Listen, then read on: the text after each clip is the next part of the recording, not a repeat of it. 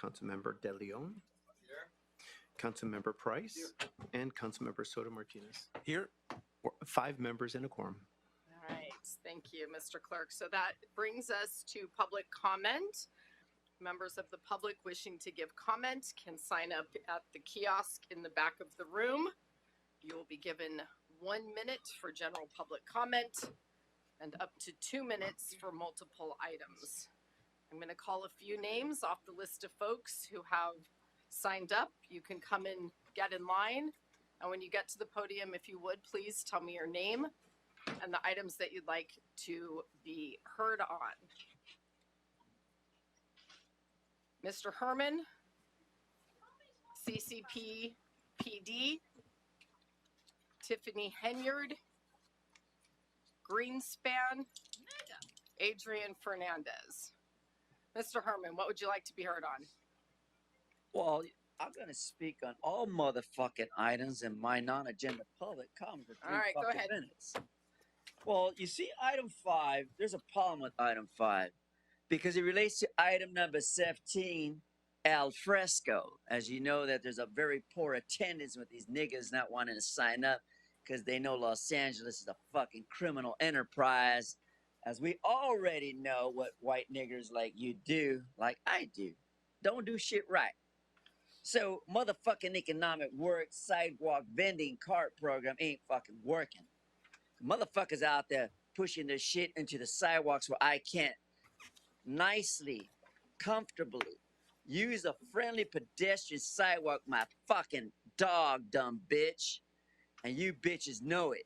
And you got those fucking tents out there. You're fucked up, mayor, with a fucked up program, with a fucked up attitude, with their fucked up Olympics, has done nothing to make the streets safe other than fuck with my mind, you dumb bitch. That's called disability, Tracy. So fuck item 5, and for the record, fuck the airport too. You should be giving all these workers a fair wage of $65 fucking dollars an hour for standing there doing their job. Not this fucking bullshit that Curran Price did with his 2 wives. Lie and lie, lie. Cut your shit out, nigga. Look at item 10, 11, CD 15, buckethead. Yeah, you're all over the fucking news with Watts. You don't belong in Watts. You're not black enough to be like Watts. That little old lady don't need your grandstand bullshit. All right, are you speaking to the items or are you into general public comment I'm speaking now? about the harbor commissioner, bitches. Okay, I'm not really hearing any tie here to an agenda Well- item, so keep moving. Well, I just flipping through numbers, bitch. Let me finish. Look at number 16, that fucking pink-faced dictator like Stalin over there, Hugo Soto, talking about bike weight. We don't need a fucking bike weight. We need fucking transportation, niggers. And now into my non-general public comment. Fuck the police. And fuck the district attorney for not making our bikeways safe. It's the hit and run capital of this fucked up world with your fucked up shit and your fucked up lies. And I'm glad Kevin De Leon battled it out verbally with that other dumb bitch that's trying to take his job. Leave Kevin De Leon alone. He's the only man in there with real balls, strong enough, not like that McCosker buckethead or that Stalin guy or that dumb nigger who got in trouble with the cops. Going to talk about his 2 fucking wives. The next time you lie, motherfucker, you fix the problem before you lie. Because Jose Weezer is a dumb nigger, and that fucking Jew, kikehead, asshole, moron, idiot, what's his name? You know his All name. right, you're Say done, it, Mr. Englander. Herman. And to our attendees here at our meeting today, on behalf of all of the committee members, I want to apologize for the disgusting and offensive language that you are subjected to during public comment. Our apologies for that. We in no way sanction or condone that language. We unfortunately are subjected to it every day by certain people who choose to come here and waste time and abuse all of us with that garbage. What name are you signed up under today, sir? CCPD? No. CCPPD. No, it's Tiffany Henyard. I heard you called Tiffany Okay, Tiffany, what would you like to be heard on today? Henyard. I would like to speak on number 14, Okay, number 17, Okay. and the general. all right, you have 3 minutes. Go ahead. For number 14, I am in support of this motion because we are providing banned book access to the public. So one common complaint that I have when I arrived the United States of America illegally is many times I go to a website, I'm trying to read some book, watch some video. They always does not allow me to do that. It said you are not 18 years old. You are not able to access this website, this book. So I'm glad that our council, this committee are providing banned content. I also see that a lot of school districts across the Los Angeles and across of California, they said they will ban the LGBT books. They will ban those kind of content curriculum in the classroom. So I'm happy that we are providing open sources that everybody can acquire whatever kind of knowledge they want. I think that's the definition of the academic freedom. Number 17 is I am kind of interesting motion as this one. The reason why there's a lack of enrollment, low enrollment, is our restaurant owner are constantly going out of business. More than 200 restaurants in LA since the pandemic already gone. So I'm assuming that's not a news. That's not something new to you. Why? It's because when you provide outdoor dining permit, and then those looter armed robbery can take your cash and gone. And then when you call LAPD, when you contact your council member, and then there's nothing they can do about it. When every single restaurant owner are having fear or do not feel a sense of safety to doing business in outdoor dining, they are not interested in this program. They are not interested to continue expand their restaurant food business in outdoor dining. So the only reason why we can increase the enrollment of this program is to make sure let's provide safety back to our all restaurant owners and our restaurant customers. With the general public comment, is I would like to continue in this 17 item. Going back regarding the safety, so not only restaurant owner are struggling about safety. Today in the about police commission meeting, there are another 5 series of follow home robbery. There's no safety.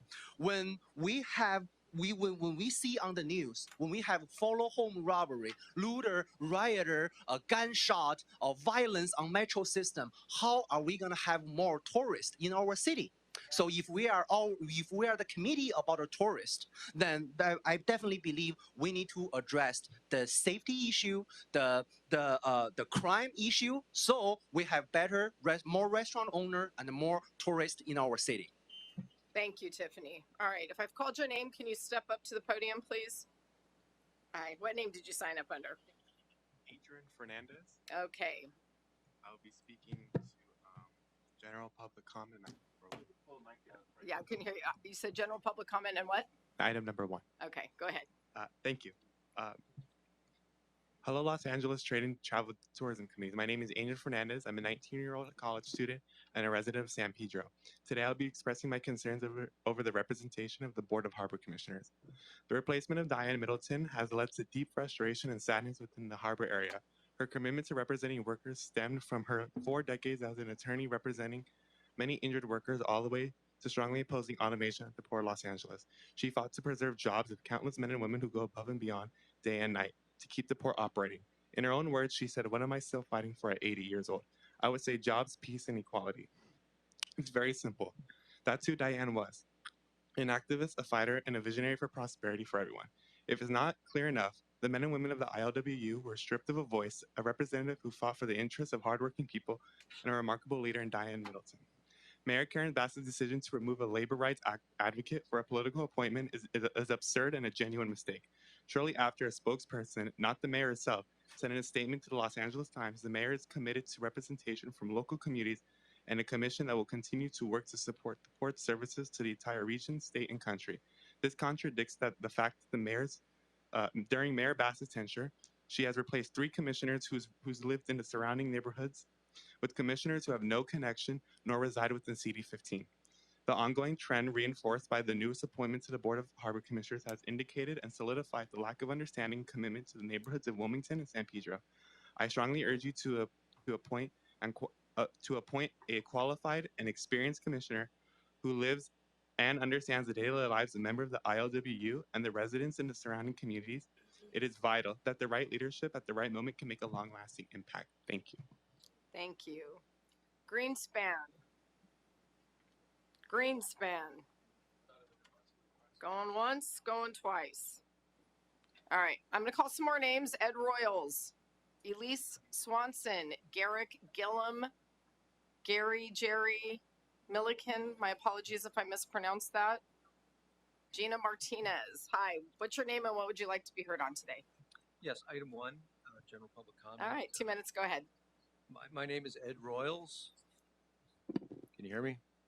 My name is Thank Ed you. Royals. I'm here to speak on local representation on the Los Angeles Board of Harbor Commissioners. I was a port pilot in Los Angeles for 20 years, president of LA Port Pilots Association for 13, which is ILW Local 68. I worked with Diane Middleton very closely over the 20 years I was involved with the pilots, and have nothing but good things to say about working with her. This is a person who always had her finger on the pulse of the port and the surrounding communities, and I feel as though she should be reinstated. She's represented many people, and she has many friends, and always represented the port well, and I just feel as though she should be reinstated. That's all I have to say. Thank you for your time. Thank you, Mr. Royals. Hi, what name did you sign up under? Elise Swanson. And what would you like to be heard on today, Ms. Swanson? General public comment and item number 1. Sure, you have 2 minutes. Go ahead. Okay, thank you. Council members, thank you for your time today. My name is Elise Swanson, President and CEO of the San Pedro Chamber of Commerce. On behalf of our 437 members, I'm here to express our deep concern regarding the diminishing local representation on the Los Angeles Board of Harbor Commissioners. We have conveyed our strong support to the mayor's office for the appointment of 3 local representatives from San Pedro and Wilmington. Our experience has consistently demonstrated that representation from the harbor area is not just beneficial, but essential to the integrity and effectiveness of this important commission. As a former staff member to then Councilwoman Janice Hahn in the early 2000s, I witnessed firsthand the secession movement in our city. Both the Valley and the harbor area felt disenfranchised due to perceived lack of representation in City Hall in the decision-making process. In response, Mayor Hahn acted by appointing 3 area representatives to the Board of Harbor Commissioners, recognizing the importance of local voices in port governance. Recent developments have deepened our concerns, the loss of our Wilmington representative, and the unexplained removal of one of our most dedicated local commissioners who brought invaluable labor and community experience to the board. While the mayor's office may be meeting the bare minimum charter requirements, these actions fail to uphold the spirit of community engagement and local control that is vital to our area's well-being and the port's success. You have a process in front of all of you today, but we as a Chamber of Commerce urgently call upon the mayor's office to provide a clear explanation of these recent changes, reaffirm its commitment to local representation on the Board of Harbor Commissioners, and take immediate steps to restore strong local voices to this critical decision-making body. Thank you for allowing me to be heard today on this important topic. Thank you, Ms. Swanson. Next speaker, please. What name did you sign up under? I signed up under Garrett Gillum, Great. What would you like to be heard on today, sir? item 1, and general public. Okay. You have 2 minutes. Go ahead. Hi, my name is Garrett Gillum. I'm speaking on item 1, general public comment. Hello, Trade and Travel Tourism Committee, Chair Park, and committee members. I live and work in San Pedro as a deckhand for the Port of Los Angeles on the pilot boat, and I am an active SEIU 721 union member. I am here to speak on local representation on the Los Angeles Board of Harbor Commissioners. Over the last 2 years, we've seen a decrease in representation at the Harbor Commission. In 2020, 22, we had one Wilmington representative, one Labor seat, and one San Pedro seat. As it stands today, we have only one San Pedro representative. This must be remedied as soon as possible.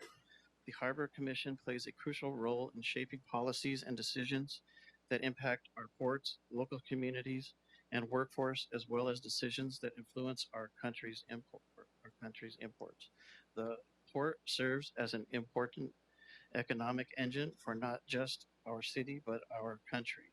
However, local communities often bear the brunt of environmental harms associated with port activities. To ensure that all perspectives are heard and that the board's decisions reflect the needs of our communities, please consider reshaping the board composition.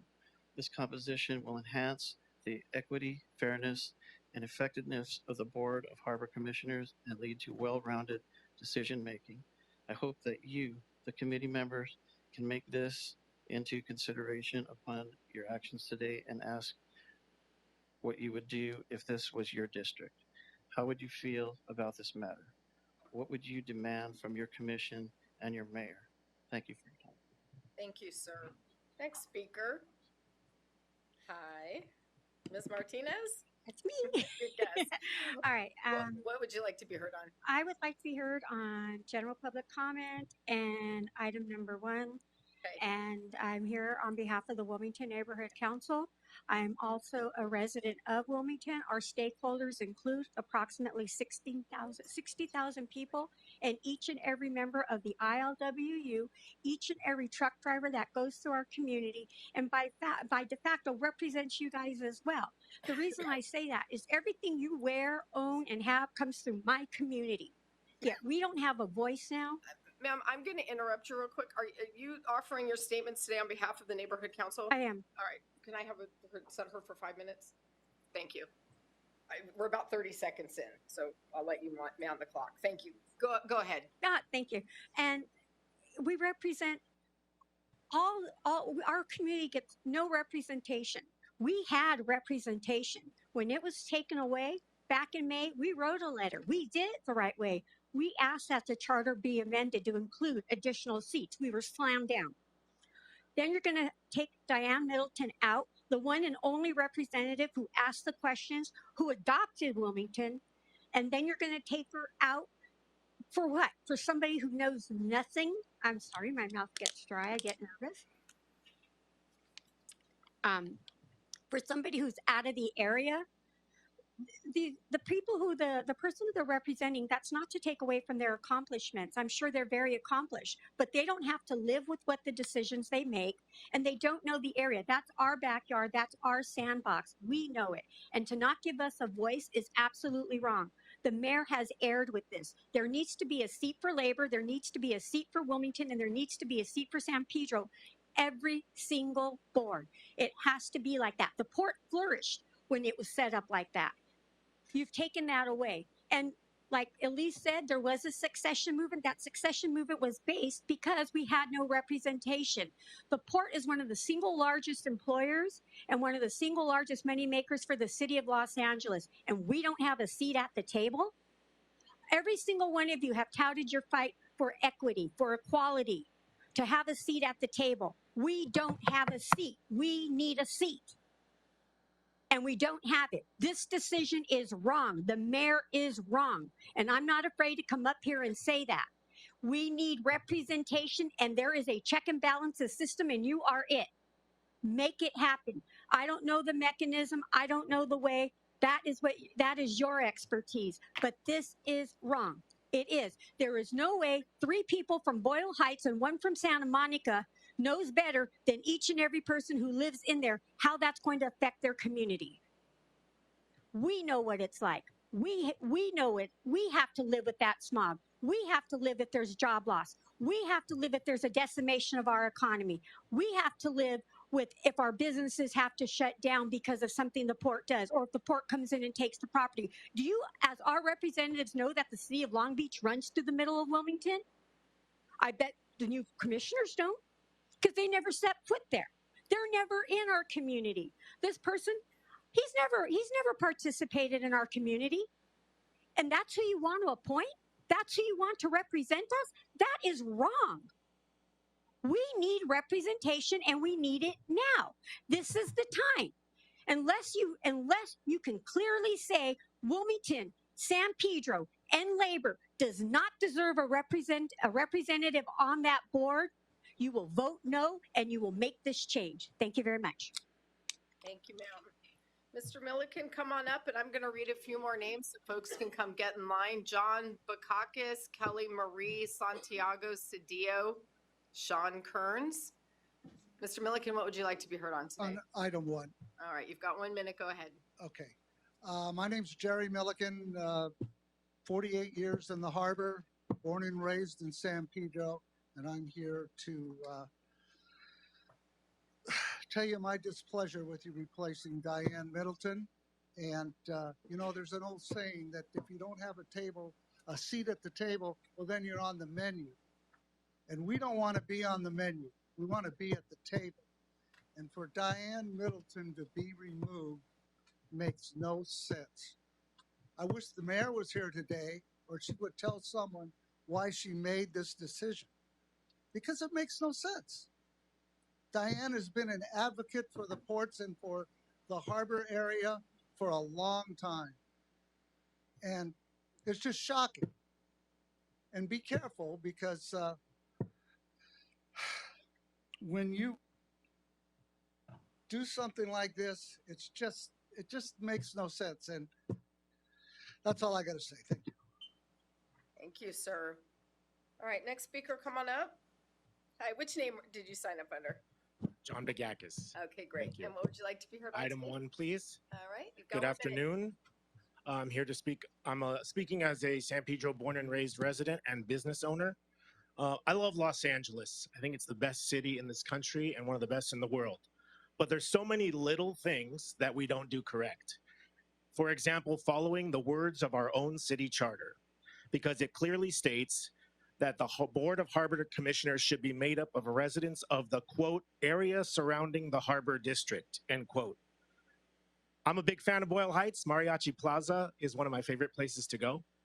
Yes, but how is 27 miles away considered surrounding the harbor district? For reference, Disneyland is closer to San Pedro than Boyle Heights. I don't think if Disneyland had a commission that Anaheim residents would want San Pedrons on it, because we don't know the everyday workings of what goes on in that city and in that park. So it really just doesn't make sense to take representation away from the harbor area. This is a really passionate community. We have been for a long time. Is that my time? Just wrap up your thought. would Okay. ya? I was going to say, for years, we felt like Council District 15 was our ranking. Please don't let us go back to that. We are the 1-5, and we are proud to represent our community. Thank you. Thank you, sir. Next speaker, please. What name did you sign up under? Santiago Cedillo, Sure, what would you like to be heard on? general comment and item 1. All right, you've got 2 minutes. Go ahead. All right, good afternoon. I hope you are all doing well today. I'm advocating today on behalf of my community because I know that your expertise here is what is with the mechanisms of our city. But I'm advocating on behalf of my community so we aren't disenfranchised. Of all the members of the Board of Harbor Commissioners, there's only one who actually lives within the area that is impacted by all this. That is Diane Middleton. There's only one who has to live with the consequences of the actions that they make on that board, and that's Diane Middleton. Wilmington already has no voice on that board, but Diane Middleton stood up and adopted us, took into consideration that we live there. Removing Diane Middleton robs the voice of ILWU, robs the voice of the citizens in Wilmington, robs the voice of citizens of San Pedro, and at the end of the day, it leaves it with only the business side being advocated for. I understand that trade and tourism are very important to our community. But by you guys removing Diane Middleton, you are making a huge mistake and disenfranchising those who live there. And I want you to understand that. So please, I ask you from the bottom of my heart, please bring her back. Because that is the only person there who is going to advocate on our behalf and make sure that we are as prosperous and continue to be prosperous here in Los Angeles. Thank you, sir. Next speaker, please. What name did you sign up under? Kelly Marie, What would you like to be heard on today? item 1 in general public comment. Okay, you have 2 minutes. Go ahead. Okay. Good day, Trade, Travel, and Tourism Committee members. I'm a proud resident and advocate of San Pedro, where my son also lives and works in the port. I am here today to address the urgent need for a stronger local representation on the Los Angeles Board of Harbor Commissioners, especially for those working in and around the Port of Los Angeles. Over the past 2 years, we've witnessed a decline in local representation on the Harbor Commission. In 2022, we had representatives from Wilmington, Labor, and San Pedro. Today, only 1 seat remains for San Pedro. This loss of representation is concerning, especially given the commissioner's role in shaping policies that directly affect the port, our communities, and workforce. It is vital that this imbalance be corrected. The Harbor Commission decisions impact not only the environment and the economy, but also overall well-being of the port, which is a key economic driver for both the city and the nation. The communities surrounding the port provide much workforce and also, unfortunately, often bear the greatest burden of environmental and health impacts from the port's operations. I urge the committee to act quickly and restore balanced representation on the Harbor Commission, ensuring that the voices of San Pedro, Wilmington, and Labor are meaningful and are included in these key decisions. Equity, fairness, and comprehensive approach are critical to the Harbor Commissioner's ability to serve its mission. I founded in developing an Ocean Pathway Project, a collaborative effort involving the waterfront organizations such as Alta Sea, Maritime Institute, and USC's Nautical and History Department. This initiative aims to educate and expose our youth to a wide range of ocean-based careers in and around the port, from becoming a shipwright or a captain to exploring water robotics, and port operations.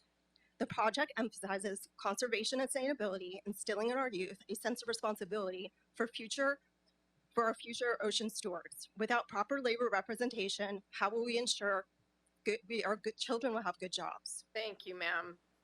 All right. Thank you. No other speaker in line? Mr. Kearns? That is correct. All right. What would you like to be heard on today? General public comment as well as item number 1. All right, hold on 1 second. Just while we're getting ready to get you started, I'm going to call a few more names to come get in line. Stefan Mueller, Dombois, Ann Nguyen, Eddie Alvarez, Gary Herrera. Go ahead, sir. Well, good morning, council members. My name is Sean Kearns, and I'm the senior field representative for Congresswoman Nanette Barragan, who represents California's 44th Congressional District. This is the district that includes the Port of Los Angeles, as well as the neighboring communities of Wilmington and San Pedro. And I'm here to provide a statement on behalf of the Congresswoman who is concerned with the lack of local representation from our harbor area communities on the Los Angeles Board of Harbor Commissioners. Over the last 18 months, the number of board seats occupied by the Los Angeles Harbor area residents on the Board of Harbor Commissioners has been cut from 3 to 1. It is critical that board deliberations and decisions include and reflect the concerns of the local communities that are most impacted by port operations. The Port of LA is a major economic engine for the region and for our country, but while impacts are widespread, the local communities of Wilmington and San Pedro are on the front line and disproportionately burdened by a number of port challenges, including truck traffic in residential neighborhoods, toxic air pollution and the related public health outcomes, and a skilled labor workforce that is frequently adapting to a rapidly changing industry. The communities of the LA Harbor are disproportionately impacted by the decisions involving the port, and they must have adequate representation on the board. The recent decision to reduce representation from our port communities, the makeup of the Board of Harbor Commissioners is no longer meeting the threshold of being adequate or acceptable. The Los Angeles Harbor area residents who have served on the board, as well as the one current commissioner from our harbor area, have provided important perspectives on critical issues and worked collaboratively with the other commissioners to mitigate the negative impacts of port operations on frontline communities, while simultaneously increasing cargo throughput, creating new public amenities and benefits, protecting good paying union jobs, and moving the Port of Los Angeles toward a zero emission future. So the Congresswoman would urge the city of Los Angeles to dedicate 2 seats to Los Angeles Harbor area residents, 1 from Wilmington, and 1 from San Pedro on the Los Angeles Harbor Commission. And let's ensure that there is a strong voice who's familiar with the unions that work at the port represented on the Board of Commissioners. Thank you, sir. Thank you. Thank you. All right, next speaker, please. What name did you sign up under? Ann Wynn, Thank you, Ms. Wynn. What would you like to be heard on? item number 3. Okay, you've got 1 minute. Go ahead. We are here, we at Central City Association are hopeful to hear that there is continued good momentum on the expansion and modernization of the convention center, and grateful for the strong collaboration from the city and the APC LA team. We know it's taken a lot to get to this point, and we want to thank this committee for their vision and continued leadership and hopefully getting this across the finish line. Thank you. Thank you, ma'am. Next speaker, please. What name did you sign up under? Stefan Mueller-Dombois, Okay, great. What would you like to be heard on, sir? under issue number 1, public comment. Okay, go ahead. I'm a member of the Inland Boatmen's Union of the Pacific, which is the Marine Division of the ILWU. Been working in the LA Harbor for about 42 years now, and I'm standing here to, speak up for our rights to be able to have a representative on the committee, and really disappointed with the decision the mayor made, and just sad. I think other people have said it a lot better than myself, but I'm here to stand up. There's a lot of activists in the harbor. We really need a voice there, and I think it was an oversight, or I don't know what happened, but we need a voice in the harbor.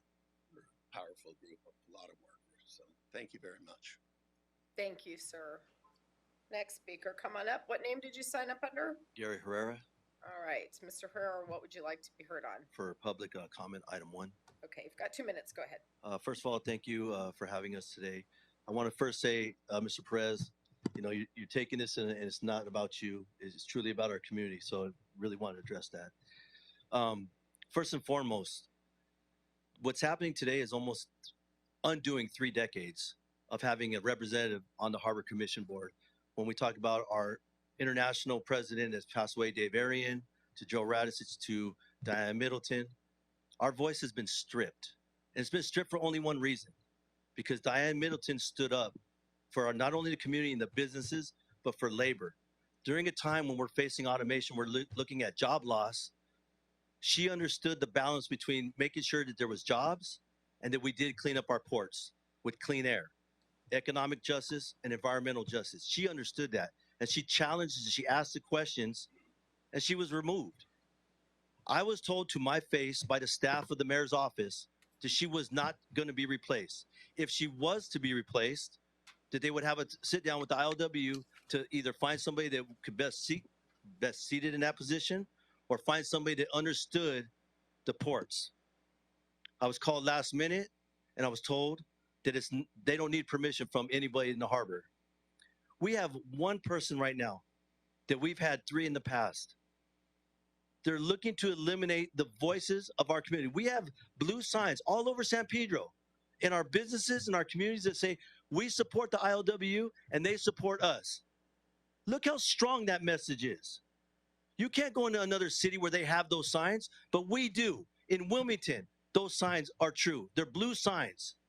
They represent blue-collar workers because we patronize our businesses, we put back in our community, and we have a voice at the table that protected our work when we didn't know any better.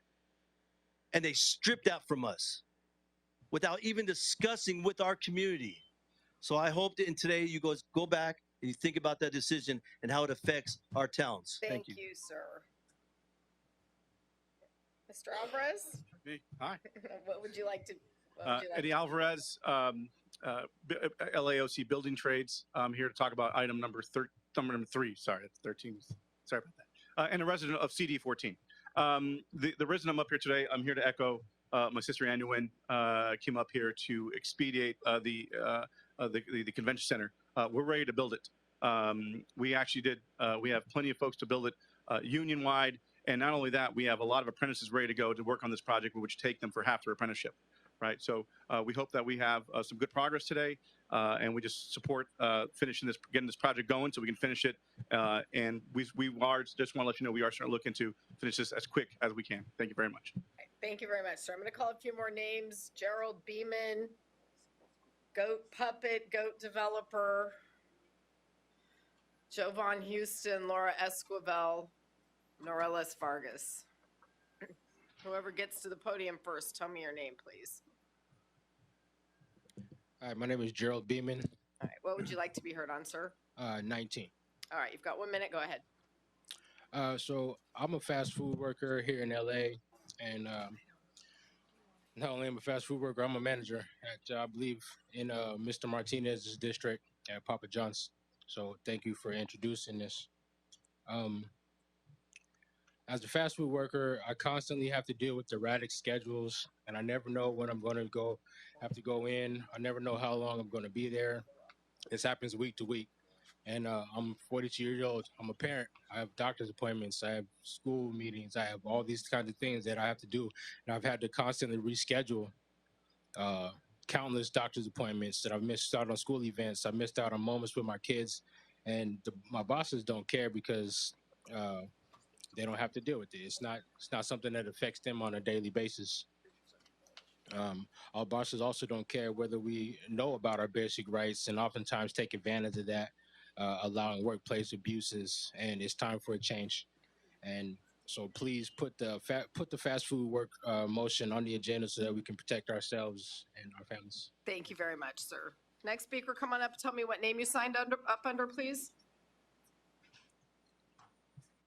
Can you put the mic down so you can reach it? There you go. Now I can see you too. What's your name? Buenas tardes, mi nombre es Norelis Vargas. Good afternoon. My name is Norelis Vargas. Por favor, necesito un traductor. Aquí estoy. Yo le estoy traduciendo, señora. Ok, listo. Bueno, yo vivo en el sur de Los Ángeles, pertenezco al distrito 15. I live in South LA. A esta Señora Vargas, hay una pausa después de cada frase para que le pueda traducir, ¿ok? Listo. I live in South LA. I am a resident of District 15. Adelante. Muchas gracias por calendizar para los aumentos del sueldo mínimo de los trabajadores del sector turismo y de la red hotelera. Es para nosotros muy importante que tomen en cuenta toda esta situación para así evitar las contrataciones por parte de las agencias. So un momento. I want to say thank you for agendizing the topic about increasing the minimum wage for tourism and hotel workers. It is a very important topic to discuss. Adelante. Mi experiencia con las agencias fue la siguiente. No teníamos hora de break como tal, no era respetado nuestro break. Trabajábamos horas extensas, no teníamos una descripción como tal de las horas que nos pagaban. Decían que nos pagaban a 19 y simplemente nos salían con un cheque donde no nos salía una descripción como tal de cuáles eran nuestras horas extras y todo ese tipo de cosas. No había unas instrucciones previas al respecto. ¿De una pausa? Okay. So for the agencies that I've worked with, I just want to share a little bit about my experience. I haven't gotten a break. They don't give breaks during work. A lot of times that they don't respect that time for us. We have to work very long hours and overtime. And we're not explained what type of money the salary that we get for the overtime. We'll get a check and it doesn't really give line items of what time was regular time and what time was overtime. Adelante. Bueno, básicamente es eso, pues, y espero que tomen en cuenta las compañías para que tomen estos casos y hagan lo que corresponde. And basically that's all. I just am asking you to keep in mind what companies that you're choosing and, how they're working with us. Thank you. Thank you so much. Gracias. ma'am. Thank you. Next speaker, come on up. And your name again? Jovan Houston. Okay. What would you like to be Hello. heard on? General public comment. Okay, you have a minute. Go ahead, Ms. Houston. Hi again. I'm Jovan Houston. I'm a worker. I've been working at LAX for over 7 years. This living wage ordinance, healthcare is very important to me. As you all know, I've been down here over a year and a half, and you all know that I had to deal with COPD, and I pay a lot in healthcare costs and bills. Not only me, my son as well. He has asthma. So I would really appreciate you guys doing this for us on the 23rd, having a special meeting for us. We really appreciate it. I hope we can get this done, get workers what they deserve, and move forward and vote on this and vote yes on this to get this passed. Workers are suffering. I'm suffering. Everyone here. We've been waiting far too long, and I really appreciate you guys all for standing up for us. Thank you. Thank you, ma'am. And just for folks who are here on this item, this has been scheduled pursuant to a special agenda, and we will look forward to diving in depth on that day when it comes before us. All right, next speaker, can you come on up? Tell me your name, please. Buenas tardes. Comentario público. Good afternoon. I want to make a public comment. Mi nombre es Laura Esquivel. He trabajado en el aeropuerto de Los Ángeles por 22 años y soy miembro de USWW.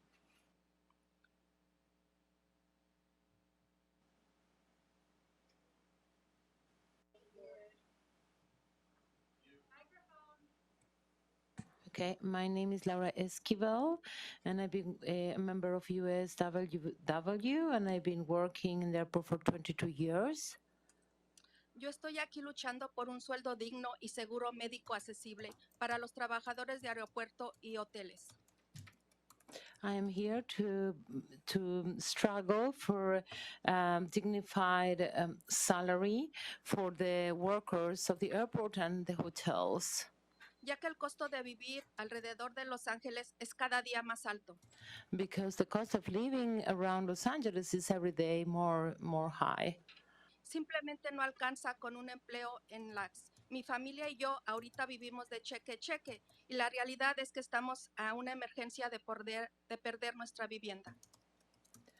So the truth is that the employment at LAX is not enough.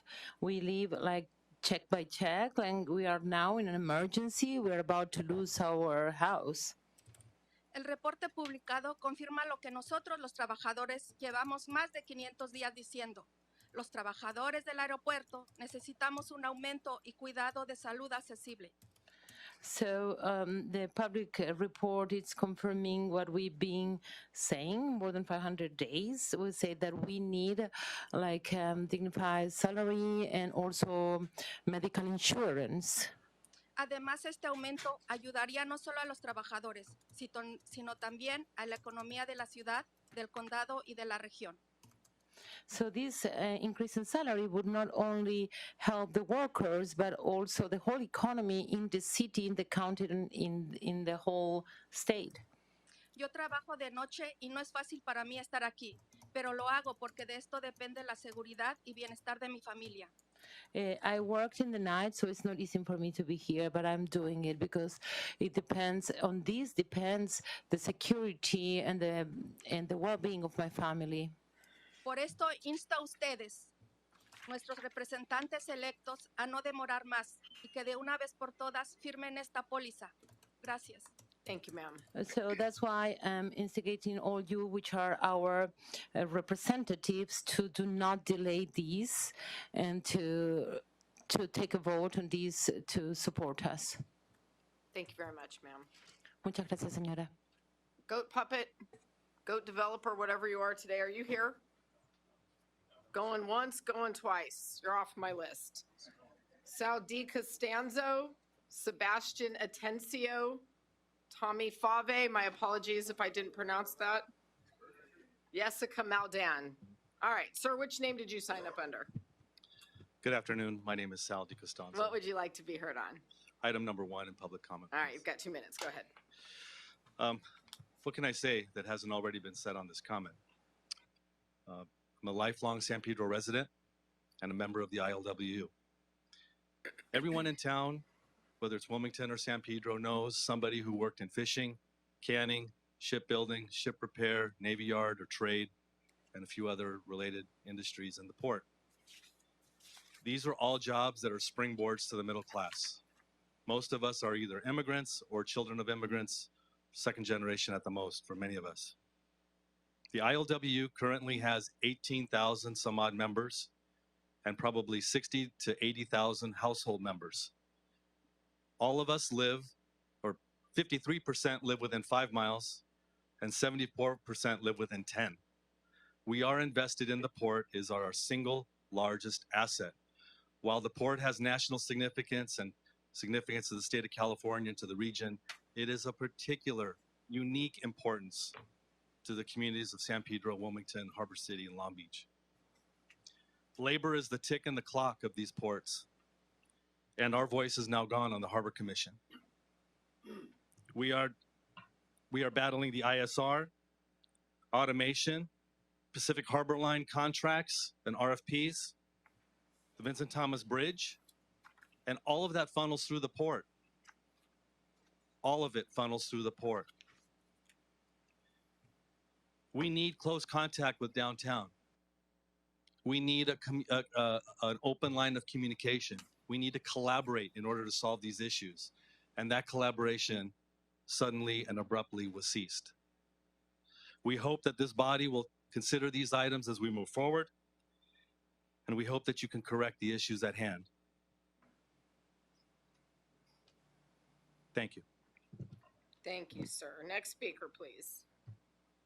What name did you sign up under, sir? Yes. Buenas tardes. Sebastián Atencio. Buenas tardes. Good afternoon, Sebastián Atencio.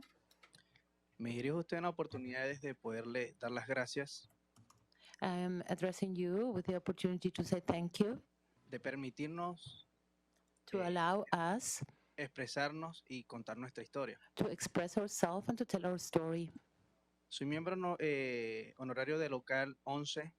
I'm an honorary member of Local 11, Trabajaba actualmente en el Hotel Viceroy de Santa Mónica and I used to work in the Viceroy Hotel in Santa Monica.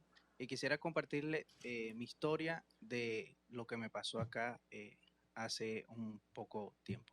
And I would like to share the story that happened to me not so long ago.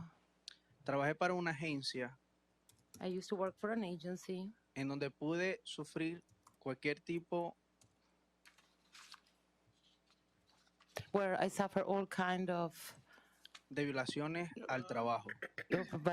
violations to my job. En una oportunidad pude trabajar como dispatcher In opportunity, I work as a dispatcher, y se puede notar la falta de salubridad y falta de higiene hacia and you can notice the lack of hygiene and health environment towards los huéspedes de dicho hotel, towards the guests of this hotel, dándome la orden de ir a limpiar unos retretes en donde estaba cumpliendo funciones como dispatcher.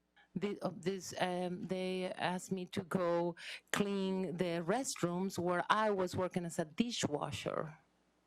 Y sufriendo de manera inmediata So immediately I suffered un llamado de atención por parte del hotel, ya que me negué a poder cumplir esa orden. like they would like call my attention or discipline me because I denied to fulfill this order. También pasé momentos muy difíciles I also went through very hard times en donde no supe cuánto iba a cobrar y qué es lo que debía cobrar. where I didn't even know how much they were going to pay me or how much I was supposed to be paid. Dándole las gracias a ustedes por permitirnos dar nuestra historia. So I want to thank you again for letting me tell our story. Y agradeciéndoles porque sé que en sus manos está la decisión de poder mejorar esto. Gracias. Because also I know that it's in your hands the decision in order to improve these situations. Thank you very much, sir. Muchas gracias, señor. Next speaker. What name did you sign up under, sir? Yeah, Tommy Favai. Nice to see you, sir. What would you like to be heard on? Yeah, general comments and item number 3. All right, you've got 2 minutes. Go ahead. All right, thank you. Thank you, Chair, and thank you, fellow council members. It's good to see you all today. I'm here with our members and our staff from IBW Local Union 11. We're here in full support of the expansion of the LA Convention Center. And I just wanted to say this because, you know, a lot of folks, you know, they think that construction is booming, but it's not booming for us right now. We have over 1,000 of our journeymen and apprentices on the book. Even though we want to see more projects move forward, I think this is a really good project to keep the process moving, so we can see the fruits of our labor and build this project. And we wanted to address that to you today. That's how important it is to, for us. We got to keep our families working. We got to keep our families fed. And then our apprentices going through apprenticeship program, we need to keep them in the apprenticeship program, right? I just want to say you can't have two local 11s in the same room because we're number one twice. I just wanted to say that. But thank you very much and have a good day. Well, I'm going to just throw out here from CD 11. But there's a lot of 1-1s in this room. All right. I think we have one more speaker. Jessica Maldan. Okay. Is there anybody who's here that would like to offer public comment who didn't sign up? Oh, wow. Check right in the last call. You know what? I'm What do glad you want to be started heard on? late. Or whatever. Anyway, thank you very much, committee. Sure. I What would you like to appreciate- be heard on? Number one, Mr. Perez, and then also general public. All right. You've got 2 minutes. Go ahead. 2 minutes now? Oh, lovely. Okay. I'm here to support and reinforce Councilman McCosker's request. Hopefully it's circulating for a joint committee hearing between T3 and Public Safety concerning the Rancho tanks. 25 million gallons of butane for those of you who are unacquainted. 2 12.5 million gallon tanks open to the street, couple of drive-bys, boom, the port's gone. The economy is like decimated. We need basically to inform and educate the powers that be here to basically make the necessary decisions in order to mitigate this public safety hazard. And that's the point of the joint committee hearing. And I appreciate Councilman McCosker's efforts to try to make it happen. Frankly, we need to do that sooner than later. And I'm going to hand out, just to kind of preliminarily keep everybody posted here, including Mr. Perez, by the way. And it's great that he's here because I'm going to give him one of these too, which is basically some bullet points on what the objective should be of the hearing and why it is, what you people can do, and why you need to do it sooner than later, because this goes back like decades. So hopefully in the questioning, maybe not necessarily today, but of Mr. Perez before the full council, we can get Mr. Perez to commit to using his role as commissioner to back the idea that this rail spur permit, because what they're doing is they're also transporting by rail butane and propane on a regular basis through the city, through outside the facility on a rail track that's owned by the port. It's a public trust property of the port, and then it goes through the port, and that propane and then goes to Plains Rancho's facility. So bottom line is, the city attorney needs to come through, the LAFD needs to come through. We need to mitigate it short term, medium term, and long term. And I appreciate the fact that you started late. All right. Is there anybody else? Any other late takers? Public comment is going once, going twice. All right. We're going to close public comment. Thank you all for being here. And we'll look forward to seeing, I'm sure, many of you back at our special meeting. Yes. All right. We'll see you then.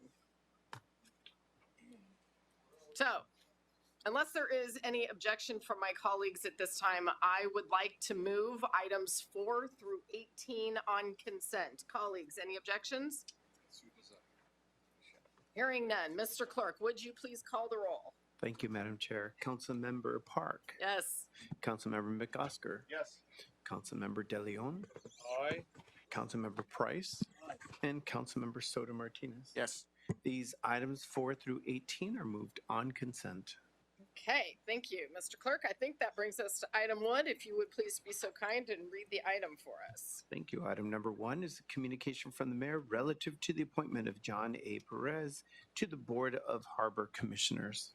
All right, Mr. Perez, are you here? Yes, come on up.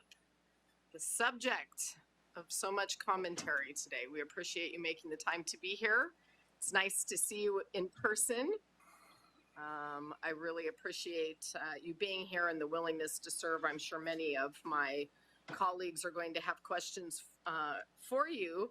I just wanted, before we dive in, to point out, obviously, there have been a lot of public comments today about this particular appointment, which is of very, very high interest to the community. I hope you realize, sir, none of that commentary was against you. I think that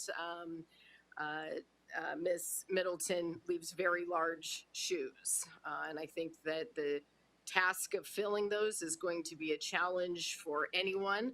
I think all of the committee members are familiar with your resume and your very long career, although I invite you certainly in your opening remarks when I give you the floor to tell us a little bit about that.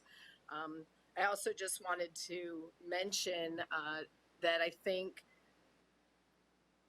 as the council member for the 11th district, which is home to LAX, I understand the unique challenges of needing to blend issues related to the community, to labor, and to business. It's a lot under the best of circumstances. And I think that I speak for all of our committee members when I say that community voice is really essential. So why don't I, first of all, just invite you to introduce yourself to the committee members. And why don't we start with a question, just a really general one, about why you're interested in serving on this commission, sir.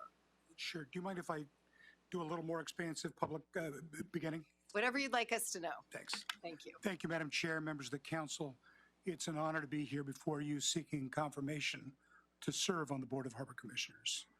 The Port of Los Angeles is an amazing resource for our city, for our state, and for our nation, but most particularly for the communities that immediately surround it. I appreciate the mayor's confidence in me to serve in this role and appreciate your consideration.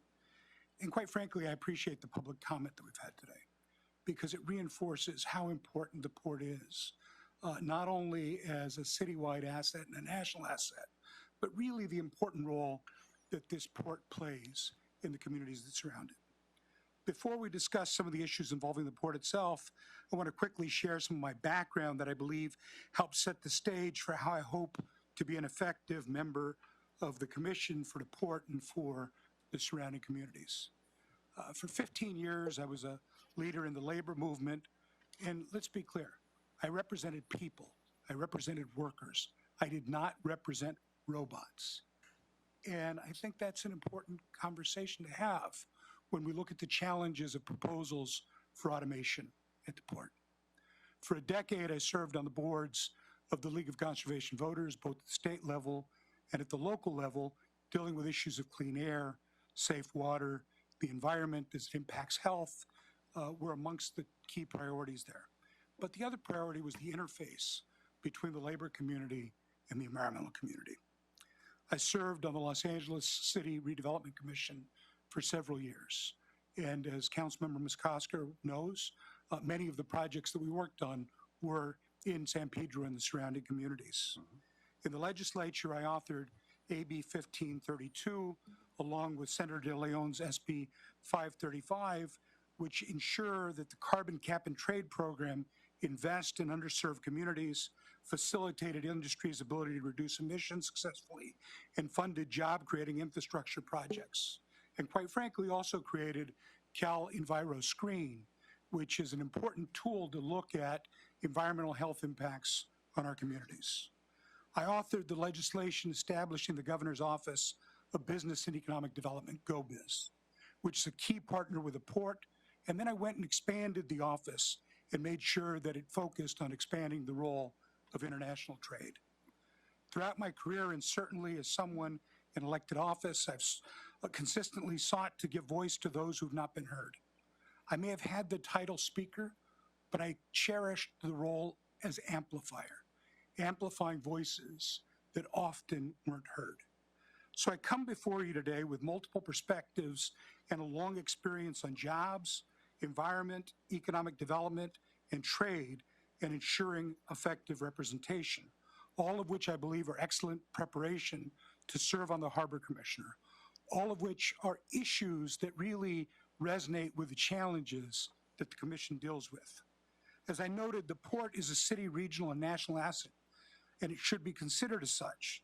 But the people in San Pedro and Wilmington have a very special relationship with their neighbor, the port, and it needs to be recognized. And so when I hear people talk about the lack of local representation, it resonates with me, and I think it's something that needs to be corrected for.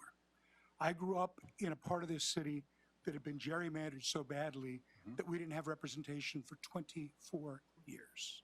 So I know what the challenges of representation look like, and I commit myself to working with you, and in particular with you, Councilman McCosker, to try to rectify this situation as we move forward. The port is important, and it has so much potential.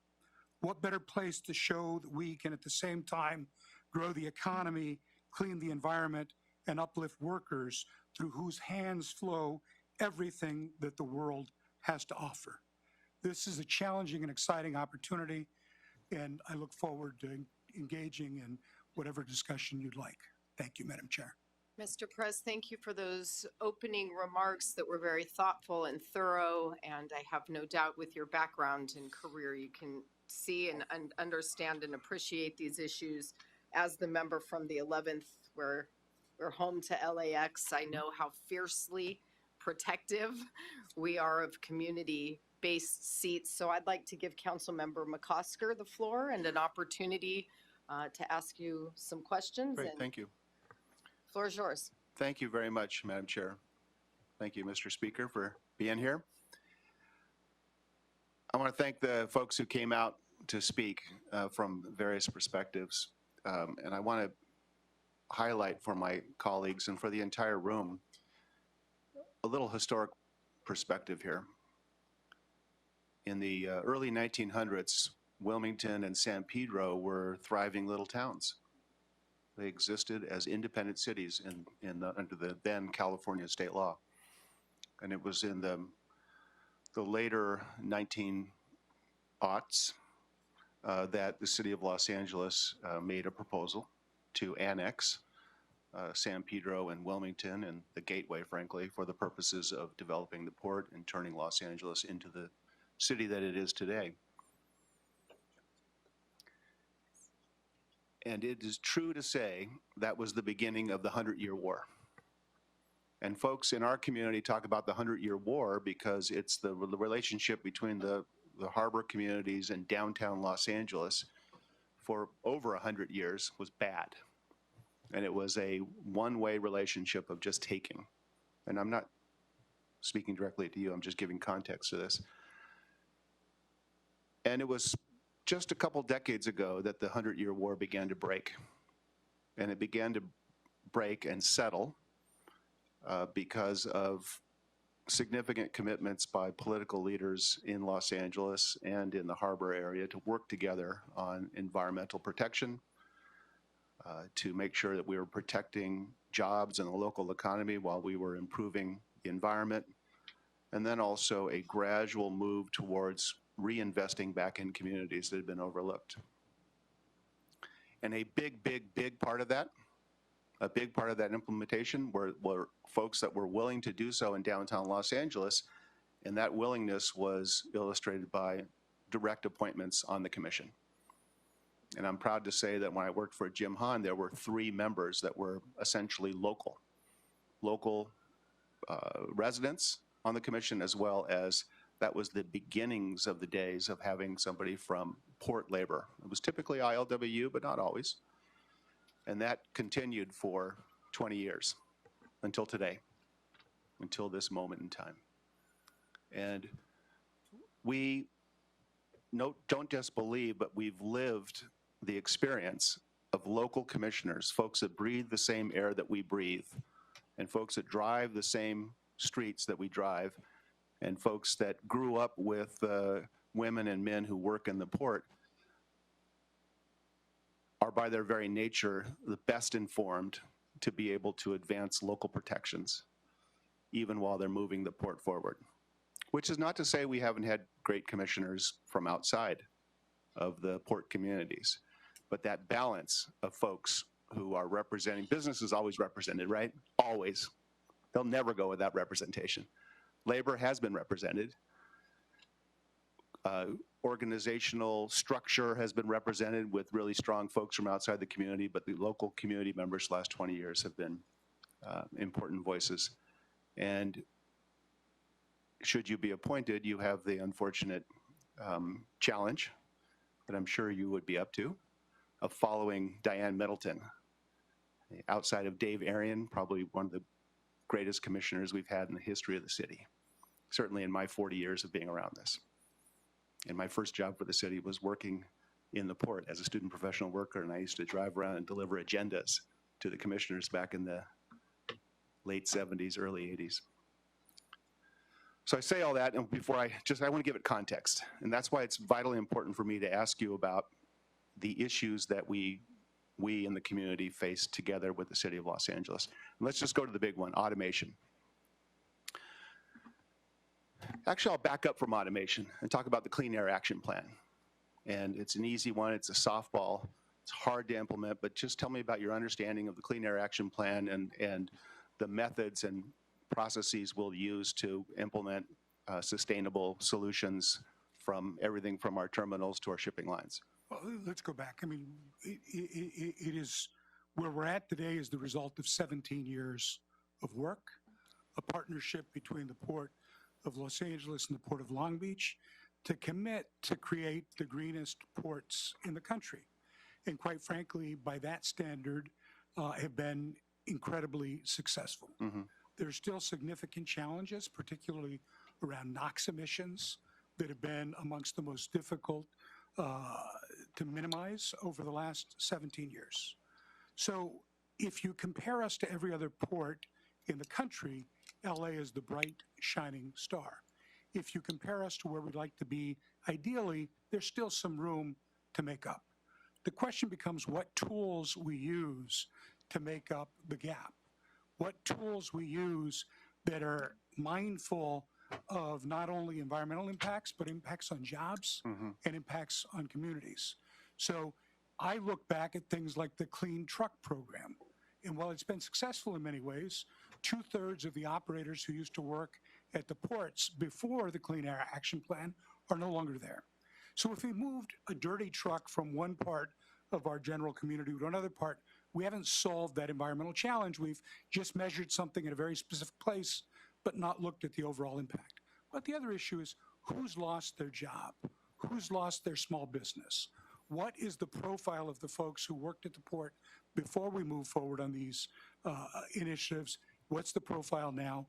Who was lost in translation as we started implementing these programs? So as we move forward, if we're looking at increasing e-methanol, then the question becomes, where do we store it? Where do we make it? How do we deploy it in a way that's more than 1%? If we're looking at expanding what we're doing in cold ironing and moving out further to deal with ships that are waiting to come into port, how do we do it in a way that's mindful of the work that's involved, the workers that are involved, and how do we not use discussions around greening to potentially either reduce cargo coming through the port or reduce the jobs associated with moving through the ports. Let's begin with jobs. All of those are key in my focus. We cannot have a reduction in workforce. Everything we do has to, at a bare minimum, protect the number of jobs we currently have in classifications like or similar to the classifications we have. I want to be careful that when we talk about upskilling, that it's real and not the promissory note of upskilling that never gets delivered on, because we've seen that happen too many places. Including when when we see an increase in throughput, there ought to be an increase in jobs associated with it. So let's talk about jobs, because I do want to talk about cargo diversion. I think there are two different illustrations of that. We talk about that technologies will continue to move. I mean, it's inevitable that technology will improve, hopefully improve our lives. How do you, as a port commissioner, ensure that as technology advances, we also protect jobs and the safety of workers, but also the raw numbers of workers that are on the port? I think it's got to be a core value that's expressed in policy by the commission. Thank you for saying that. We have state laws, some of which Councilmember De Leon authored when he was in the legislature, that made sure that we protected jobs along the way to doing greening. We have certain expectations of job protection in federal legislation as well. That's not enough. We need to have every belt and suspender to make sure we do job protection. And I commit myself to rolling up my sleeves and working on that from the commission. So one of those belts or suspenders is a real estate policy. Of course, the port is really a landlord. It's a landlord to other operations. The port itself doesn't move a single box of anything. You know, private owners of leases and workers move those boxes. One of the things that we have proposed, when I say we, community members and labor have proposed a real estate policy where before the commission makes a decision on an amendment or a new lease or a rent or modifying a lease, that they just consider, where are we today on numbers of jobs? What will this modification to the lease or this new lease or this amendment to the lease do to jobs? And where will we be at the end for jobs going forward? Would you commit to such a leasing policy where that is considered open and public for the public to hear, for the staff to hear, for you to weigh whether or not we move forward with the real estate policy, real estate decision? So my general predisposition is to say I'm predisposed to that. Yeah. But that is absolutely something I'm committed to, willing to commit to right now. Good, good. Well, it's sitting and waiting for action because that's not happening now. That's consistent with my values, and quite frankly, it's consistent with the work I've done over the last several decades. There was a period of time where a majority of your predecessors had in front of them a decision for a new automated terminal, and one of the largest logistics companies on earth was asked the question, what will this do to jobs? And the largest logistic company on earth, the folks that can make sunglasses move from one part of the world to another part of the world by Thursday, said, we don't know. And unfortunately, the commission bought that. Yeah. And guess what happened? We know exactly what happened. Hundreds and hundreds and hundreds of jobs went away. We don't know is not an acceptable answer. And even if they gave a better answer, the question would be, what's the accountability to measure that they deliver on the commitment that's made? Yeah, thank you. So give me your your short assessment of how you would deal with the question of automation and jobs. I come with a jaundiced eye towards automation. I think that I need to do much deeper dive and get briefings that I'm not currently privy to because I'm not on the commission, to look at every tool that we have to deal with automation and make sure that, yes, we need to update technology. We need to increase efficiency as things normally do over time, but there's always got to be a measure to protecting and expanding jobs. Look, Councilman De Leon can vouch for this, I believe. When I took over as Speaker, I took on the biggest budget fight in the history of the state. And I completely changed the way in which we dealt with the governor over the budget. I recrafted the budget proposal for the year and said that every budgetary decision we had to make as a state had to be measured in dollars and cents and in jobs, because the governor at the time had a budget proposal that would have eliminated 430,000 jobs. Councilmember Price, Councilmember De Leon, the mayor, others had to wrestle with this question. We fought the governor for 105 days and ultimately saved over 400,000 of the 430,000 jobs that were at issue in that budget fight in the worst days of the Great Recession. So I don't know exactly all the tools that will be before me, but I'm pretty creative in using them, and I'm pretty forceful at continuing to push on job protection and job growth. Before we move to cargo diversion, I'm just going to ask you to continue to be predisposed and be open to a real estate policy that considers jobs before jobs, at a point in time, and what the effects of granting a lease or modifying a lease will do to jobs, because that proposal is sitting somewhere on somebody's desk for the last year and a half. Yeah. So, but to make it clear, my general answer is predisposition. My specific answer is a commitment. Okay, I'm thank you. committed to that. So cargo diversion is the other side of this pancake, right? The other way, according to some, to make environmental improvements would be, let me just be clear about this. I'm going to talk about ISR for a second and AQMD. And ISR is the independent source rule, and there have been some folks that have advocated for the source rule to have as one of its enforcement mechanisms for improving the environment a cap on cargo. That's rearranging deck chairs. That's not an environmental improvement. Right. It's just So it's rearranging deck chairs, moving a pollutant from one place to another, and eliminating jobs and community benefits at the same time. That's a no-go for me.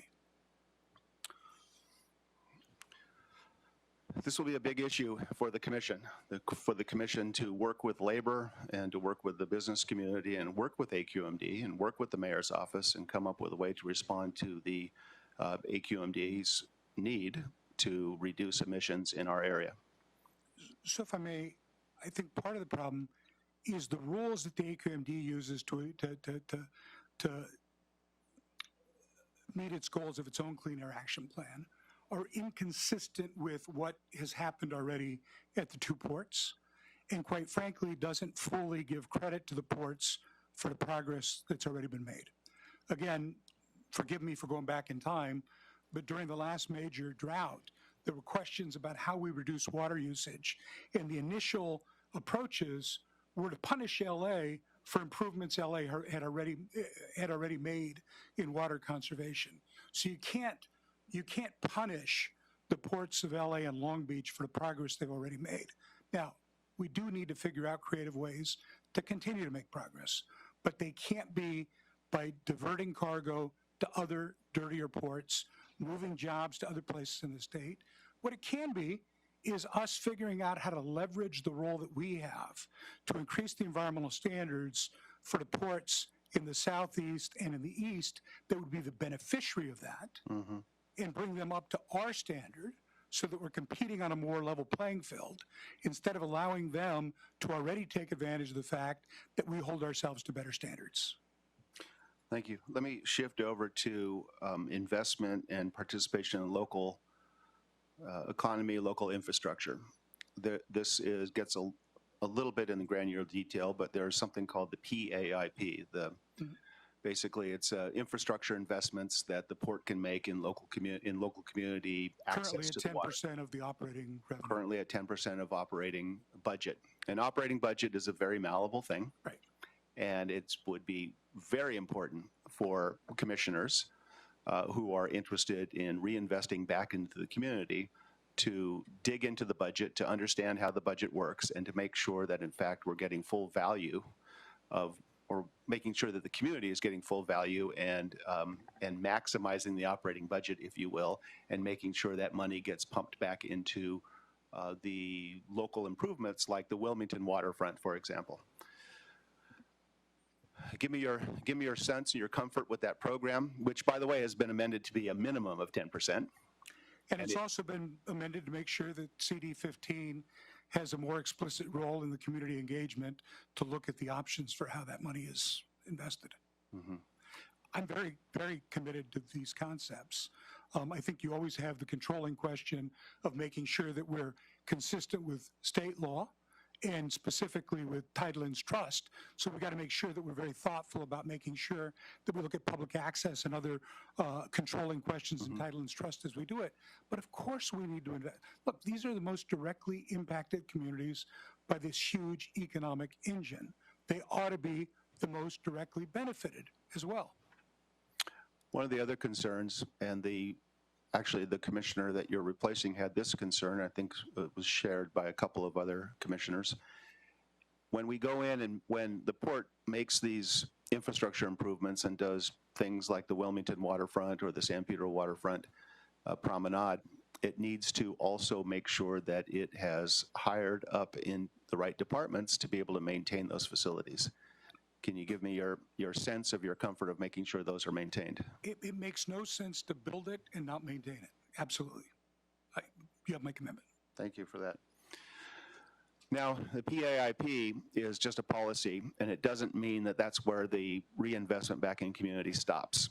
There are impacts of the port that need to be mitigated. And I know that the port has always been concerned about essentially going down this path of mitigating impacts that they're not directly responsible for, but indirectly responsible for because of the operations of the port. And I'm going to speak specifically about Wilmington. In Wilmington, for example, we have a number of train lines that run through the community, and I think one of our speakers referred to the PRB project of Long Beach that'll go through Wilmington. One of the things that the port has committed to this past year is to design and install and implement some quiet zones for trains at just a handful of intersections. I'm expecting that that experience will be good for the community, and I'd like to know if you as a commissioner would advocate for a place like Wilmington to make sure that we're doing even more investment into reducing the sounds, the vibrations, the pollution that's coming from trains and other operations of the port. Yes, and then the question becomes, look, in some ways, the distinction between Long Beach and Los Angeles is hard to make. It's one huge complex. And so when you look at areas like Wilmington that are impacted by the on-dock rail that Long Beach operates, the question becomes too, how do we hold Long Beach to make some of those improvements for folks in Wilmington that are impacted, even though they're a different city? And so I'd be interested in figuring out how to be helpful in that discussion as well. Well, tell me about that. Tell me about your ability as a commissioner to work collaboratively with Long Beach, because it is one port complex in the San Pedro Bay. Yeah. Look, I don't know how to say this without it coming off the wrong way, but I was the speaker of the whole state. I had to figure out how to work with folks everywhere. The new head of the Long Beach Commission was a former colleague of mine in the legislature. In fact, I appointed her as chair of the Transportation Committee of the State Assembly when we served together. We have a great ongoing working relationship. I intend to figure out how to use that relationship as a way to be more collaborative between the two ports. Do we occasionally have places where our interests don't align? Of course we do. But there are more places where our interests align, and we've got to be smart about how we leverage together for our mutual interest. So again, going back to what I said before around holding ports in other part of the country accountable to catch up to us instead of us running so far ahead that we potentially put ourselves at a competitive disadvantage, that's a place where the partnership with Long Beach is incredibly meaningful, and I think I'm well situated to try to help in that area. Thank you. I might have a couple more questions, but I want to make sure I defer to my colleagues. All right, well, we'll come back to you, but I'd like to give the rest of our committee members an opportunity. Mr. Soto Martinez? I thought I had just signed up for 1 minute of public comment. No such luck. Yeah, thank you so much, Madam Chair. Thank you so much, John, for coming in today and giving such many eloquent answers to some of the questions that were asked. You know, my three issues regarding the port, you answered two of them. One was about automation, the other one was the ISR. The other one is just navigating what you're walking into, right? You heard the comments. I'm sure you're used to hearing a lot of folks who are passionate, but what can you commit to coming into this this community, this environment, and making sure work for the folks that live in the communities they're surrounded? So let's make the distinction between the first person making public comment today and everybody else. Yeah. So none of us have time for the angry vitriol that's not based in something real. Everybody else who spoke today spoke thoughtfully about things that really matter, that impact themselves, their communities, the overall city. I respect that. There are people here who spoke today raising concerns about this commission, who I've worked with in the past, who I have a lot of respect for, and who I respect the position that they're coming from. You have a decision to make today about whether or not you approve confirmation and move it forward to the full council. I respect that that's a difficult decision because people are raising important questions about local representation. I hope that you approve me and move me forward to full council. And if I'm approved, I'm committed to working with every organizational voice that you heard today and folks that you didn't hear today. because there are a lot of people in the community who are just as concerned about whether they're going to be ignored, whether this is a pathway to take less interest, that didn't have the time or the ability to come to committee today. And so whether they had the time to come here or not isn't the limiting question. I've reached out to many of the folks who are here today and asked to sit down long before this committee hearing was scheduled. And I respect the fact that folks want to see whether or not I get confirmed before they see whether they want to invest in the time for the conversation. But the moment that I'm confirmed, job one is going out and engaging with everybody who's willing to engage, listening to voices that don't feel like they've had a voice, and figuring out how to partner. You know, thank you so much. You know, the one thing that I enjoyed hearing about your history is your history with labor, right? You spent 16 years, 15. Okay, I did 16 with United Here Local 11. You did 15. I think the important thing is, yeah, look, we work with folks, we collaborate with folks, we work, you know, we try to build, you know, as much as possible. But at the end of the day, most of the decisions that I make in this job are about, am I centering workers? Am I thinking about the working class? And I've got, you know, the honor of speaking to some of the folks that live in that area. And it feels like an existential threat with what they're dealing with, you know, and I have felt that existential threat in my previous employer. And when that happens, you have to do everything to fight against it, because I don't want those communities to turn into Youngstown, Ohio, right? And that's how I felt talking to that community. And the corporations are always going to paint a pretty picture, and this is great, this is advancement, but are they centering the workers, right? Are they centering the working class? Are they centering the unions? And I think what I'm hearing from what you're saying is that you will do that. Like, you will look at it through the lens of the folks that live there, of the working class people, of the folks that the people that represent them, and you will center them in these decisions, because I think you're saying is no job loss. Absolutely. And also, if there's an increase of you know, the canisters going through, that it should have at the very least the same or more jobs. Absolutely. Okay. So, you know, I was really delighted to hear that, because I think we need someone that is going to fight with that in mind.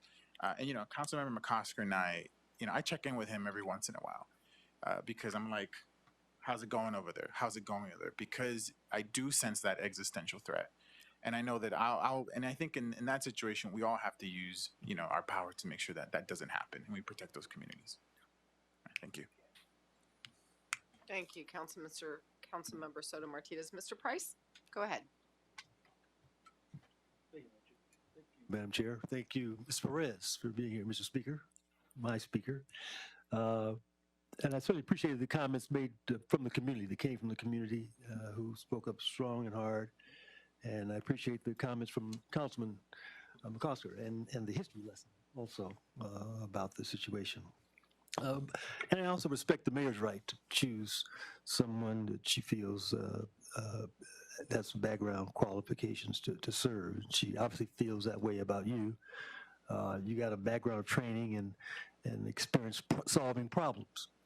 How would you address problems raised by individuals who are not here today, many of whom seeking employment opportunities, seeking job opportunities, seeking just a chance to thrive and survive, see the port as a locale that hasn't met their expectations? How do you reach those persons, and what kinds of things have you done in the past that might inform some action on being more proactive in identifying opportunities for others?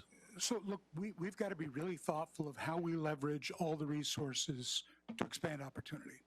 And one of the most crucial opportunities is meaningful employment. You saw folks from the airport and from the convention center today talking about what the quality of the jobs are too. So we've got to work at job creation, but it's got to be focused on quality job creation. How do we expand on the local hire opportunities that exist? So we have project labor agreements that speak to construction-related job opportunities. Those are incredibly important. but there are a lot of non-construction related jobs opportunities. There's jobs that are directly on the port. There's good movements jobs. There's warehousing jobs that are really associated with and dependent on the port. The port, both ports have committed to do a training facility. The question becomes, how do we make sure it's an effective training facility that has high throughput of placing people in high quality jobs, as opposed to just box checking that we're training people for a theoretical job? The three of us work together to eliminate the pernicious role of some career technical schools that were taking a lot of money, taking people's student loans, and not giving an education and not putting them in job placement. We got to learn from that and figure out what we can do to make this meaningful job opportunities. HERE Local 11 was here today. They've got an amazing program that trains folks for jobs in hospitality. How do we learn from that? How do we learn from the apprenticeship programs in a way that's not competitive with apprenticeship programs, but that supplements that to get folks aligned with jobs that are real, that are well-paying, and that are associated with the port activity? And then how do we make sure in the areas with the highest rates of unemployment and underemployment that we do the hard boots on the ground work to tie those folks into those job opportunities? Years ago, when I was representing construction unions and working around the Century Freeway and the Housing Authority of the City of Los Angeles, we tried to do local job programs, and we realized that sometimes it was specific skills-based training that needed, and for some folks we had to do soft skills before we could do the specific job-related skills. So how are we conscious of soft skills training, ready-to-work training as well? So I've got decades of background. I negotiated the first project labor agreement with the Housing Authority of the City of LA. I negotiated the last project labor agreement with the redevelopment agency in the City of LA. And you know, what we did here in LA, I then flew up to San Francisco and implemented there 30 years ago. It was with Marv Kropke, who then went on to be the head of IBEW at Local 11. So I want to use those experiences to make sure that we actually deliver on the training of the jobs, not just have a nice ribbon cutting. Well, we got to make sure that we have more than a ribbon cutting. The growth that's slated there is unbelievable, and we're going to make sure that locals and others are able to participate in it. Sometimes the labor unions are not the friend that we need, so we just want to make sure we're working in a collaborative way with the administration, with staff in ways that can really make a difference there. So, thank you. Thank you. Thank you, Mr. Price. Mr. De Leon? Thank you much, Madam Chair, as well as my colleagues with some very good questions. Mr. Speaker, Emeritus, welcome, bienvenido. I know that you're also a constituent of CD14, and you've been a life. But I don't live in Boyle Heights. more DTLA, you know, but I know you've been a constituent, a lifelong constituent of the greater Northeast Los Angeles area. So I appreciate you coming in today to testify, to present yourself, and to answer the questions from the colleagues today. Obviously, you heard also too. You witnessed a lot of very impassioned comments, speeches, in particular, a couple of younger folks, you know, with their passionate speech, and the woman, assuming from Pedro or from Wilmas down there. I know that my history going down to Pedro, going down to Wilmas, going down to Harbor, it's a very particular culture down there. And I will say, especially Pedro, the many times I've gone down to Pedro, and I actually do enjoy very much going down to Pedro. It's a very unique community. It's one of the greater communities that we have anywhere in the state of California. It is an awesome community, no doubt.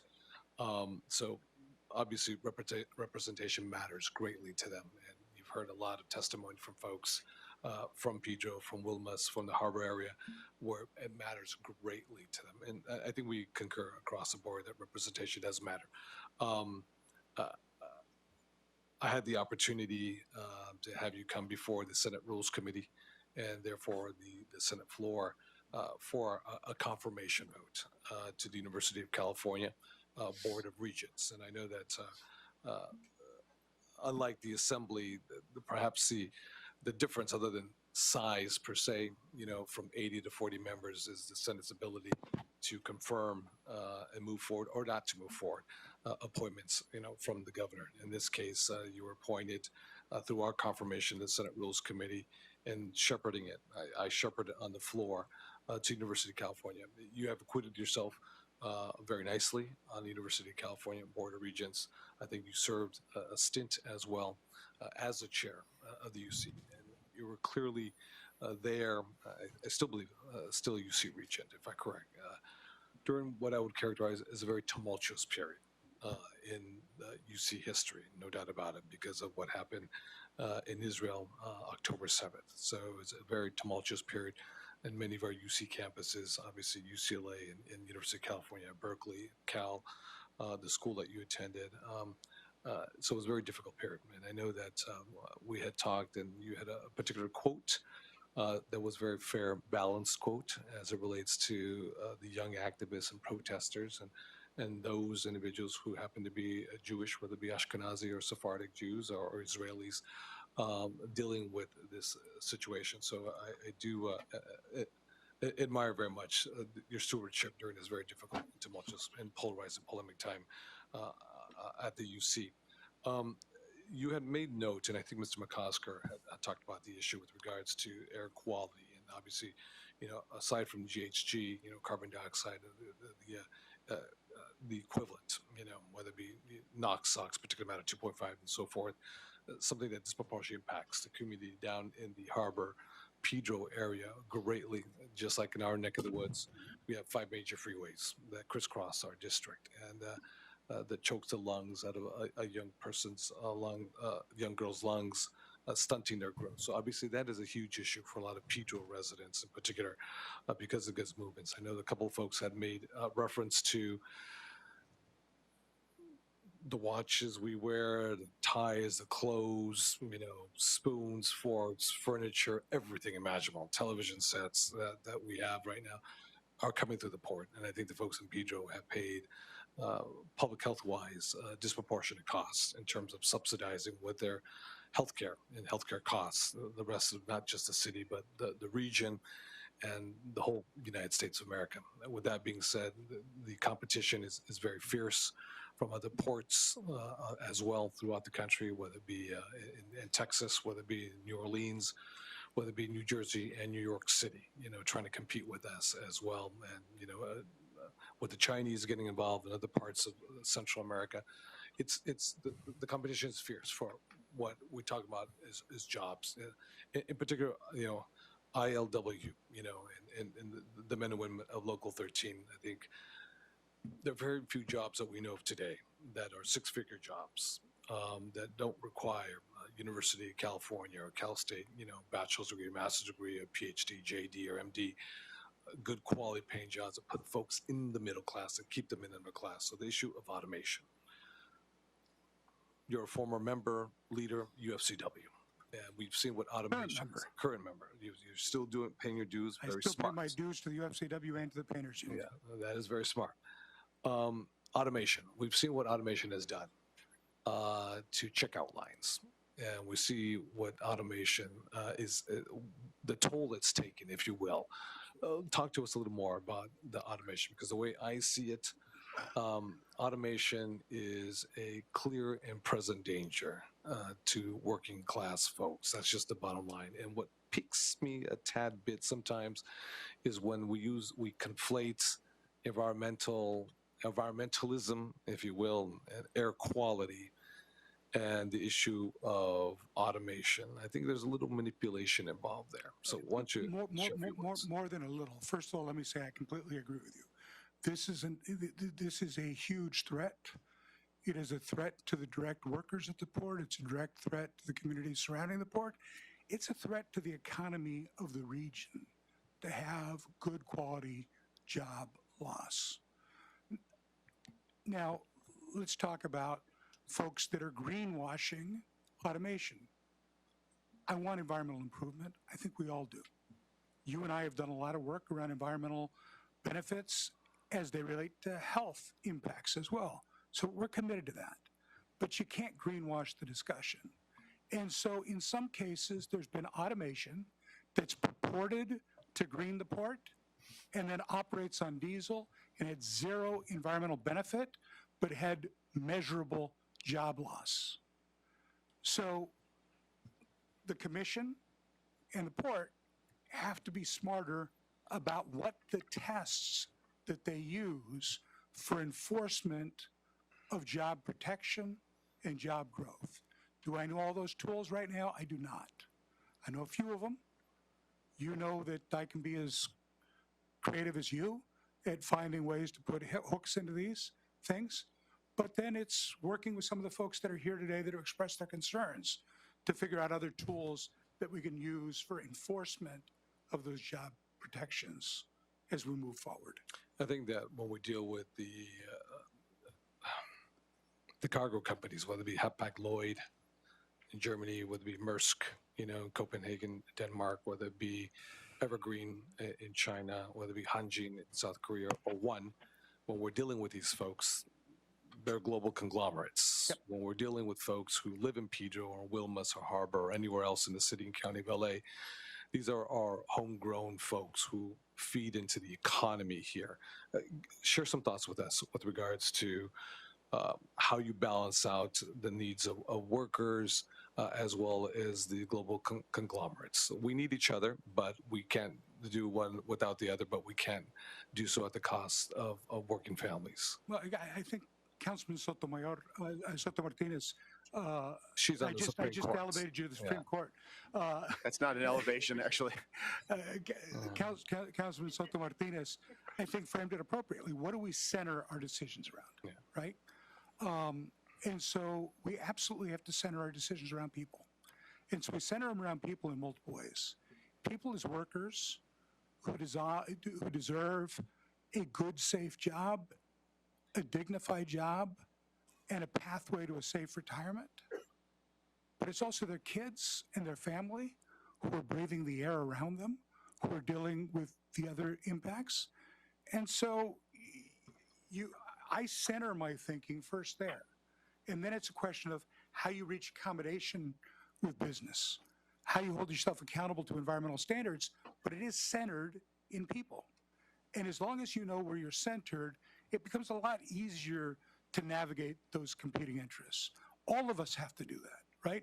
Each and every one of you in elected office have to figure out how to balance these sometimes competing interests and figure out where to land. And so I don't want to give you an answer other than to say, look at what I've done in labor, look at what I've done in the legislature, look at what I've done at the university, and whether or not that thinking and that approach aligns with what you think the challenges before us are. And I think they do. I hope you agree with me. Well, I think that, we all, collectively been part of the family of labor, and it goes beyond joining a picket line. It goes beyond participating in a rally. We can all do that. That's easy. That's easy. That's real easy. I think that being part of crafting really complex policies and landing that plane under onerous conditions and fierce opposition, and landing a plane that are profound market drivers.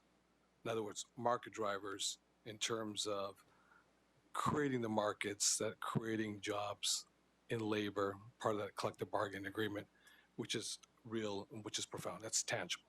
A market driver is different than showing up at a picket line. Like you said, that's low-hanging fruit. Anyone can do that. And showing up at a rally, it's all necessary tactically, but ultimately at the end of the day, it doesn't pay your rent.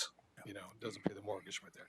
I'm going to reserve a couple more questions because I believe Mr. McCosker has more questions, I believe, too. So Yes. Okay, Mr. McCosker, back to you. Thank you. Just a few more, a couple cautionary tales that have questions associated with them. Good. You referred to one of them. Going back to that company, the logistics company that said, we have no idea, we're going to spend $1 billion, but we have no idea what it's going to do to the jobs. Completely incredible. That company was using automation, was asking for automation and using the environment as its reasoning, saying, hey, we are going to automate and we're going to be clean. And I think you referred to this because that very same company, years down the road after their automation was complete, was running electric equipment on diesel. So we had hundreds and hundreds of jobs lost, and we were continuing to run on diesel. Now, here's what I have for you. That same company comes back and asks for additional things. It wants to get some new cranes. It wants to get some modifications to its lease. That is the moment at which a commissioner or a mayor's office or a staff can say, wait, hold up. Before we give you this, we're going to ask you to tell us what happened to the jobs and to run clean. You will have staff tell you everything's all right, you got to move forward. And I realize this is not your first rodeo. Are you capable, this is a softball, by the way, are you capable of saying, hey, stop, we're going to do the right thing here, or you're going to roll over for staff who's going to be directing you to keep the ball moving for the sake of multinational companies? I don't roll over well, and I don't roll over easily. I don't roll over. I have no problem. Look, I think staff play an important role, but they're not the ones making the ultimate decision. And again, council member, look at what I did as a redevelopment commissioner, pushing back on staff when I thought staff were giving developers too easy a deal, where we weren't leveraging for the public good for the public investment. Sometimes that public investment was monetary, and it was easy for some of my colleagues to understand why we should leverage for a public good. Sometimes that public good was just making a planning decision, increasing total floor area ratio. That had an economic value, even though it wasn't cash. The approvals that the board makes add value. We I have a record of pushing back, especially on questions like this, and you'll see me continuing to push. Let me up the ante then. The mayor, through a staff member, says this is how you'll vote. Either you will vote this way or it'll be off the commission. I will call their bluff. Okay? So this will not be the first mayor whose pleasure I served under. Mayor Bradley brought me in after the riots. Mayor Reardon appointed me to a commission that I continued on for part of Mayor Hahn's administration. Mayor Villaraigosa, who you know I'm related to, put me on a commission. He and I had disagreements. I have no problem having honest disagreements with people I respect and people that I'm close to. It has to be based in that honesty. And if they want to make a different decision because the decisions I make, so be it. But let me tell you about my experience with this mayor. She was my speaker when I first got elected to the legislature. We went through a lot of tough fights together. I have a tremendous amount of respect for her values.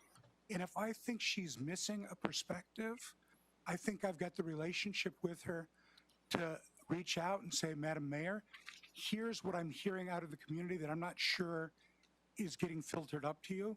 And here's why I've got the position that I have. And here's why I think you need to join me in looking at it this way.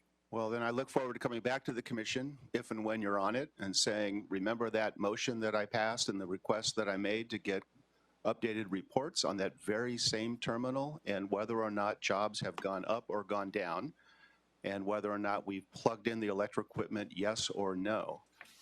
Because if that's your value, I expect I'll get an answer back, but in a year and a half, I haven't. You will absolutely have my partnership in getting that answer.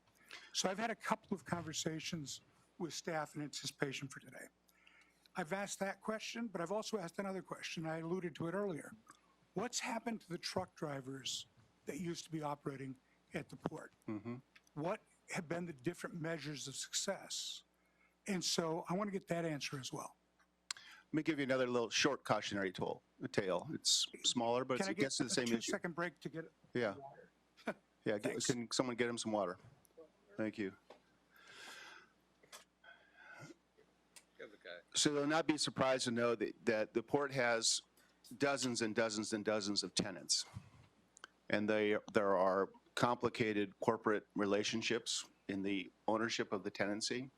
And it is not uncommon in the Port of Los Angeles to find out that corporations who own the lease will make transfers between themselves, create new corporate entities, and move stuff around. And sometimes there's very, very legitimate business reasons for doing that. And sometimes it's also for the reason of eliminating the union contract that exists with the company that is currently holding at the time that we granted the lease. This should be an easy one too, but it hasn't been easy for your colleagues. would you be prepared to withhold approval of transfers of ownership interests of leases if it appears that what it's doing is trying to, for example, eliminate the Inland Boatmen's Union from being able to service that entity and going with some other union? Yes. And I'm also in favor of having successor agreements as a condition for many approvals that come before us. Great. Really, another quick one. I want to come back to Wilmington. Wilmington, you know, the airport is a great analogy. The airport has vibrant local communities, and the airport has great impacts on local communities. And one of the things that we do at the airport situation is the entity itself, the airport as a proprietary, arranges to make sure that neighborhoods are protected with filters and with double pane windows. And we have been discussing in community groups just the very same thing for Wilmington vis-a-vis some of the port operations. I'm not asking you to commit to it today because I think there's a lot that goes into this, but would you be open to making sure that we are protecting Wilmington neighborhoods from railroad traffic, from truck traffic, from other, you know, hazards by investing in similar infrastructure improvements? I'd be a hypocrite if I wasn't. Thank you. This one is a little more subjective, but what do you think of what you heard from the community, that this commission absolutely must have, and this is my position as well, absolutely must have local representation, including from, it'll always have San Pedro representation, by the way, including from Wilmington? Look, I've looked at your language, and I plan to vote for it. Thank you. Thank you, Mr. McCosker. Mr. De Leon, did you have anything else or? Okay. I have the last one. Okay. Goes to your resume and your Form 700. By the way, I want to say it's not your first rodeo. Your answers are careful. I mean, your answers are excellent, carefully thought out, well deliberated. And I'm very pleased with your answers and your demeanor, and I appreciate you very much for that. When I look at your resume, which is totally impressive, of course, I don't see a CIM on your resume, but I do see it in your Form 700. Can you just unpack for me what your CIM relationship is? So I have a part-time employment relationship with CIM where I work on renewable energy and water banking, none touching the city of Los Angeles. And none touching any port activities? None of that touches any port activity, but I do want to make note that they have a holding associated with a port in Northern California. Yes, they do. But, Yeah. but, but you're not working on the Alameda? No, and nothing touching the port of Los Angeles. Well, thank you. Again, I want to thank you for the time you've spent here. This is unusual to spend so much time. I want to thank my colleagues for allowing me so much time. I want to thank the community for coming out to this. Thank you. Thank you, Mr. McCosker, and thank you, colleagues. Mr. Perez, I think that your willingness to serve even after today's tough hearing is a real testament to your fortitude and your dedication. I also want to note that your preparation for today's hearing is evident and very much appreciated. Councilmember McCosker, I just want to give voice to your concerns about community representation.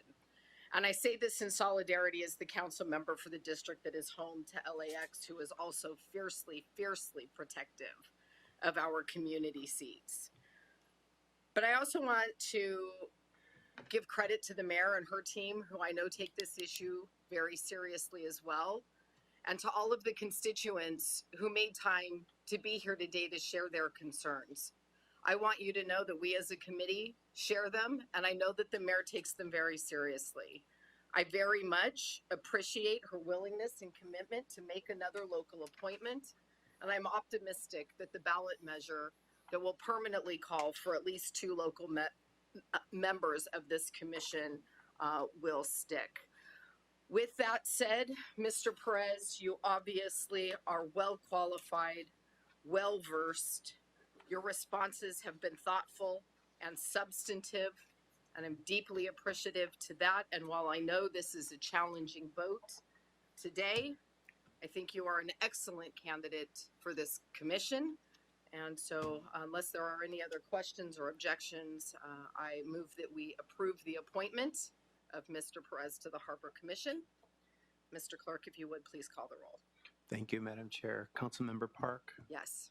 Councilmember McOsker, Yes. Councilmember DeLeon, Aye. Councilmember Price, Yes. and Councilmember Soto Martinez. Yes. 5 yeses, and your appointment is approved. Thank you. Thank you, sir. We'll see you in council. Congratulations. All right, that brings us to item number 2. Mr. Clerk, if you would, please read the item. Item number 2 is a communication from the mayor relative to the appointment of Angelia Shepherd to the Board of City Tourism Commissioners. You've lost your audience. It's something that you said. I'm really appreciative of you being here today and giving us the time to get through that last hearing. I am really excited to have you here today. I'm really excited to introduce you to the community and the community of my committee members as well. I really appreciate your willingness to serve on the Board of Tourism Commissioners. You have a fantastic pedigree and resume and a broad scope of interests that impact tourism and so many other elements of our local economy. So what I would like to do is give you the floor to introduce yourself and tell all of us a little bit about your interest in serving on this commission. Thank you so much, Madam Chair. First of all, let me say thank you to, is the mic on? Sorry, this is new for me. Sorry, guys. I'll start again. Thank you, Madam Chair, for having me, and thank you, all of you, for your consideration for me to join the board of the City Board of Tourism. My name is Angelia Shepherd, and I have been in the entertainment industry for 40 plus years. I started my career as a graduate of Long Beach State and then went on to work for Motown Records. It was my first job in the industry. I went there when Berry Gordy owned the company, so it was quite a special time for me. I then left Motown and went to RCA BMG. And from there, I spent the lion's share of my career at the Recording Academy, otherwise known as the Grammy Awards. So I've spent most of my career working in music and have a long pedigree of many different job titles there in operations, marketing, and also management, working with a lot of the artists. Currently, I serve as Vice President of Career Development for the Los Angeles Film School. And so in that role, what my job is to do is to engage the entertainment industry to help our graduates obtain initial employment. We offer 5 or 6 degree programs there. So I'm working in the film industry, I'm working in gaming, I'm working in music, I'm working in animation, and also entertainment business. So in that unique role, I have an opportunity to engage quite a few industries and to maintain a lot of relationships, very specifically to hire our graduates. I care very much about employment. I care very much about our graduates in obtaining initial jobs in the industry. Also, as my side gig, and I'm a multi-hyphenate, I started a company about 14 years ago, and I have an event management company. So what I do is I work with several brands in the entertainment industry, and I produce large-scale entertainment events. I produce an annual award show, I produce an international conference, and several other small events like Oscar brunches and whatnot. So I have a lot of experience not only in industry and contacts and resources, but I also do event production, which I think makes me uniquely qualified to understand all of the aspects it takes to produce entertainment engagement and activities in the city. I love Los Angeles. It's been very good to me, and now it's time for me to serve the city. Wow, wow, fantastic. Thank you so much. And I appreciate you talking about the entertainment industry. And right now for you, with that commitment to ensuring that your graduates get work, I know how hard the entertainment economy has been hit over recent years. And that dovetails into a lot of hits that the tourism economy has taken during the pandemic and a very slow recovery since. So talk to us a little bit about how we can align the work around improving our entertainment economy around our work improving the tourism economy, especially thinking about some very big events that we have coming to Los Angeles, including the World Cup, the Super Bowl, and of course the 2028 Olympics, which are less than 1,400 days away, but who's Wow. counting? Yes. So talk to me a little bit about your vision for how we as a city can make investments in all of those that ultimately benefit workers and our economy. Well, first of all, I look forward to joining my colleagues on the commission and have a better understanding of the work that's already underway. I think that's very important, and I only have a limited amount of knowledge on ideas and initiatives that are under consideration. I'm very well aware that any new idea or initiative needs to be funded. So that's where I think I stand. I have a lot of strength in relationships. So I feel like if there's something that we can come to consensus on, working with my colleagues and other members, not only of the staff, but also LA Tourism and Adam Burke and his group, I'm very collaborative. I'd love to hear what they're thinking about. I'd love to use my contacts and my resources, hopefully not only to fund some of those ideas or to bring some additional resources to the table. I have a couple in mind that I'd like to explore, but without a lot of knowledge in terms of what they've tried to accomplish or some ideas that perhaps have been presented, and for some reasons they're not exactly right for the city at this time. And that's, again, my approach. I'd like to be cautious, I'd like to be collaborative, and I'd like to work on behalf of the city. So no immediate responses to your question in terms of a way forward, but if you give me the opportunity, I think that I can join this group and hopefully bring a wealth of experience and resources.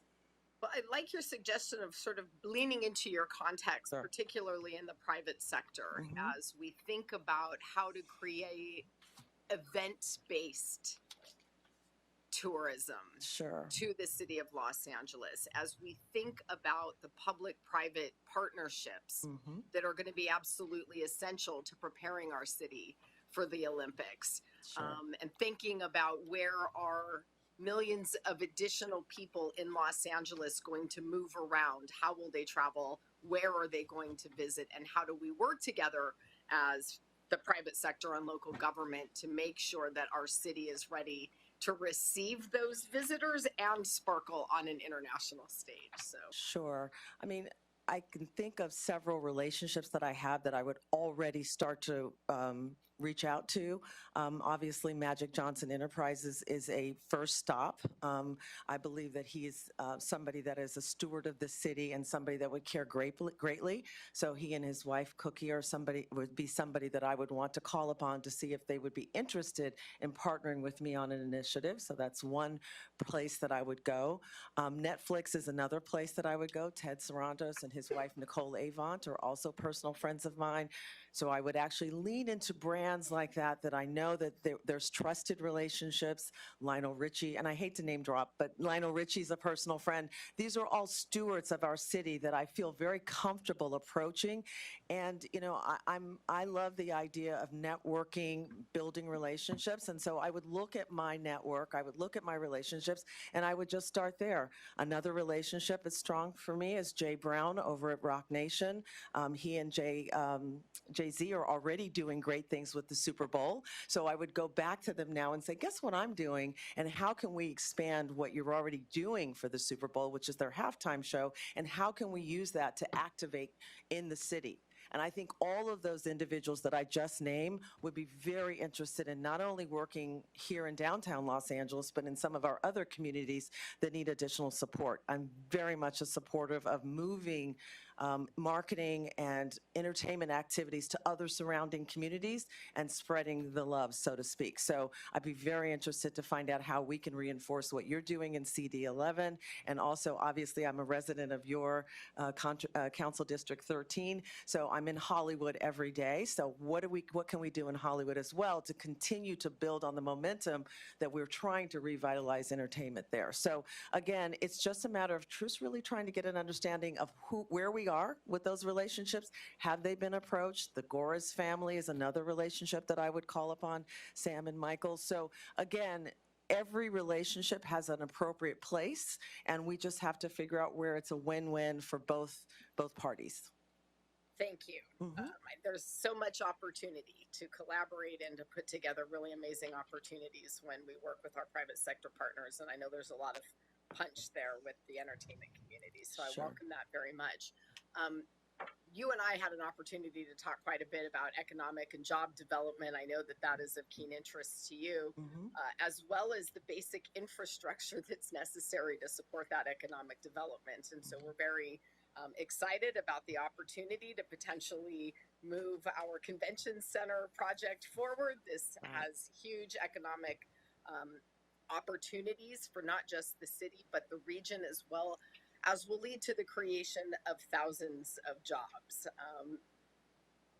Talk to us a little bit about how you would balance the needs for investment in that infrastructure and that job creation with the fact that we have so many other competing demands on our local budget. How would you focus some of that into our budget priorities, and how would you sort of work that balance of all the multiple things that we need to do? Yeah. The first thing I would ask for is the proposal or the proposed expansion of the convention center. I haven't seen any of the materials. I have no idea about the budget and or the timeline. And I think both of those things are of course, considerations. As we, I think, commonly know, when you are building something or you're expanding or redeveloping something, the deadlines always seem to, or the timeline always seems to move. We need to have that convention center ready. We are going to be, there'll be lots, thousands and millions of people coming to this city in the years to come. And I would want to ensure that we're going to hit our project target, both on the budget and the timeline. So again, without having that information, I don't know how I would make an assessment on whether we should move that project forward, and the balancing act of the necessity to do it now to ensure that we're ready for the Olympics and all the activities. However, I do know that I want the best for the city. And I do know that I would love to have a bright, shiny, beautiful, high-tech facility that our visitors would come to the city and be impressed by. And so I would want very much for us to move that project forward and to bring more business to the downtown area. And I'm hoping it will have an economic impact for not only that particular property, but everything around it. But again, the balancing act becomes how strongly our colleagues and the professionals, the experts feel that we can bring that project in on time and under budget if possible. So I know that sounds like a huge, heavy lift, but again, I'm at a disadvantage since I have not had any of those presentations. All right. Thank you so much, Shepherd. Ms. Shepherd, I'd like to open it up to questions from colleagues. Mr. Price, go ahead. First of all, thank you for your willingness to step up to the plate and to share your Rolodex with the city. Yes, of course.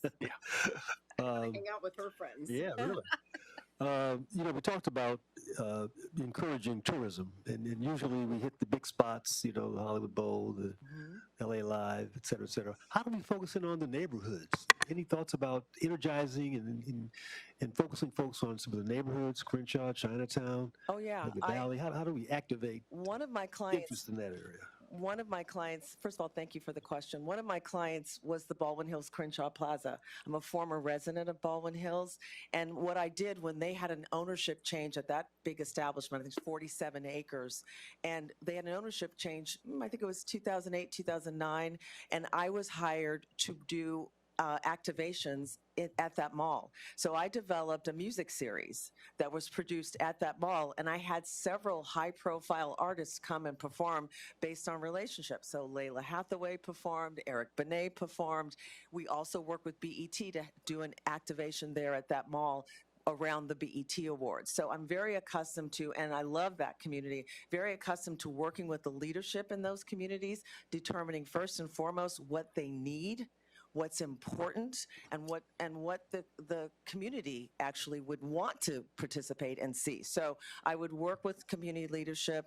I would try to develop those ideas, and they should be based on what is in the community and what the community may want or what the community may need. So again, I think it's important that we do spread the love and that we have activities all across the city based on what the complexion of the community looks like.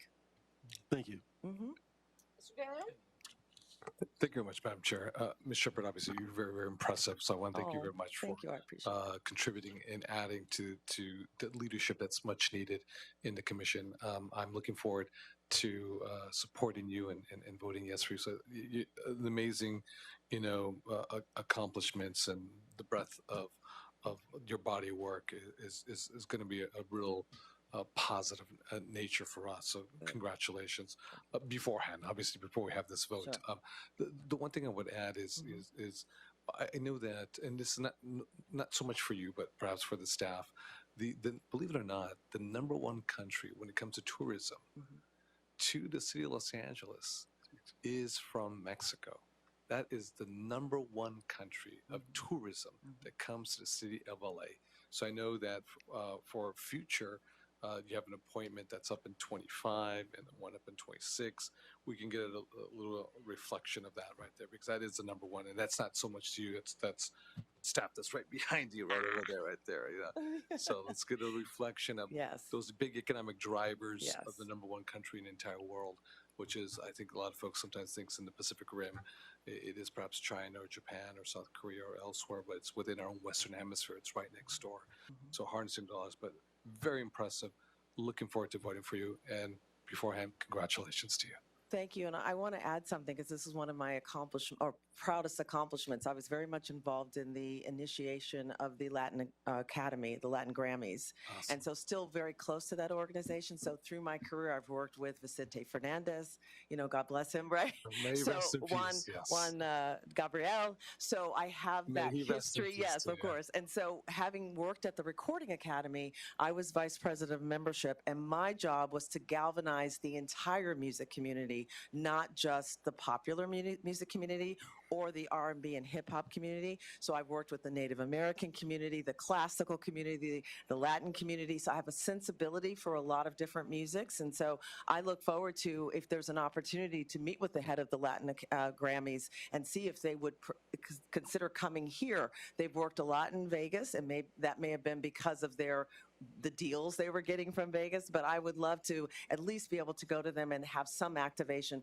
Always want to have live music. Big fan of mariachi and whatnot. So I understand your desire to be very diverse. Well, you're even more impressive at what you just said, even more so. But you're absolutely right, because I think that Las Vegas, in many ways, have been cleaning our clock in many ways. So that bringing that business acumen, their tax structure is different over there. Correct. Obviously, we used to have world championship fights, right over here at Staples, now Crypto.com, because of the tax structure, and how purses are done there.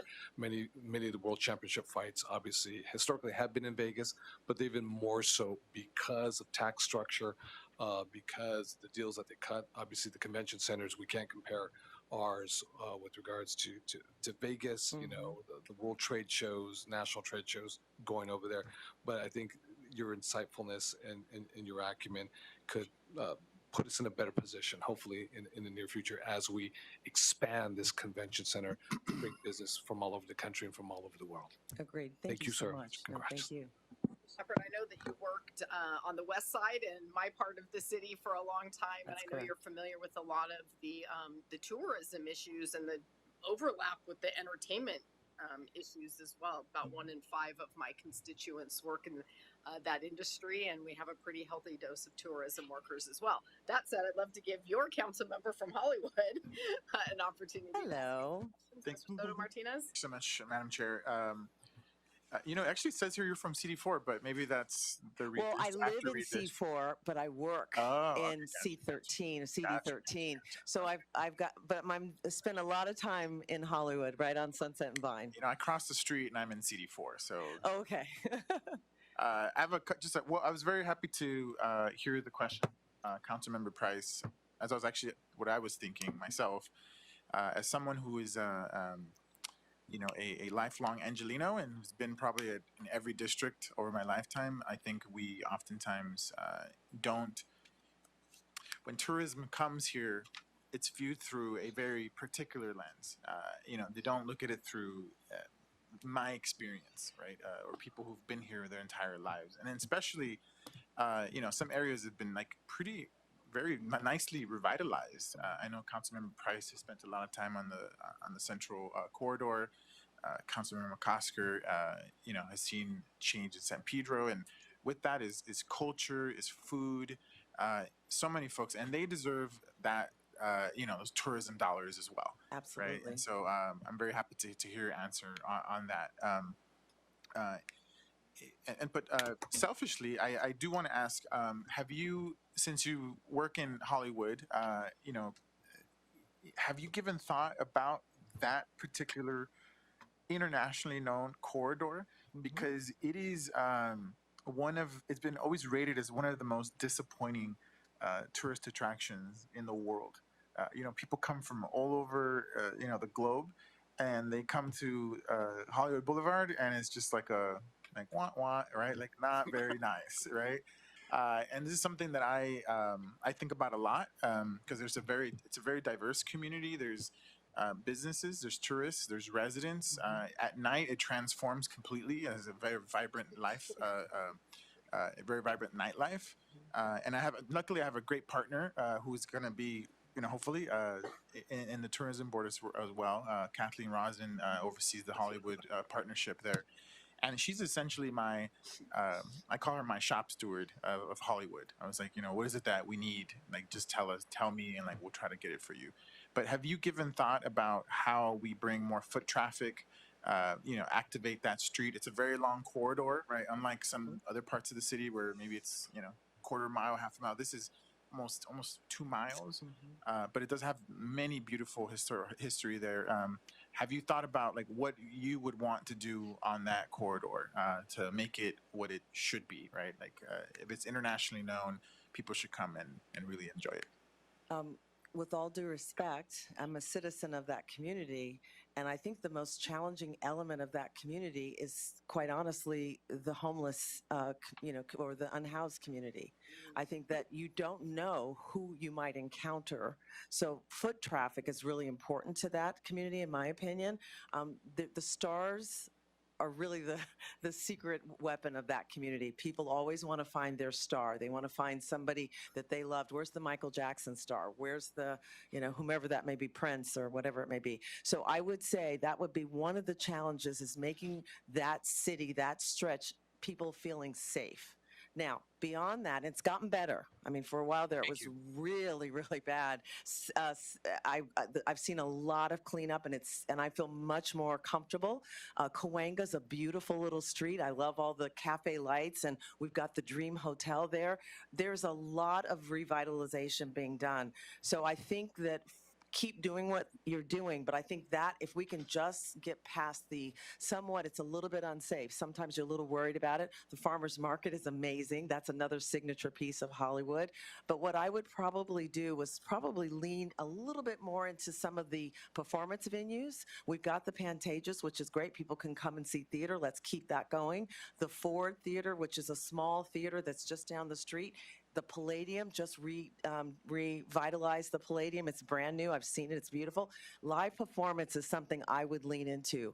I would want to offer all of those venues an opportunity to host events. Don't forget, there's Sunset, there's Roxy, the Whiskey. So back in the day when I was growing up, there was a lot of things to do nightlife-wise for Hollywood that people aren't doing so much. I'm sure the pandemic had a lot to do with that because it really wiped everybody out. But I would start talking to all those business owners, and let's see if we can come up with some sort of festival or some sort of musical experience so that all of those places are open and revitalized and booking great acts. I mean, that's the one piece of the entertainment business on the music side that is thriving.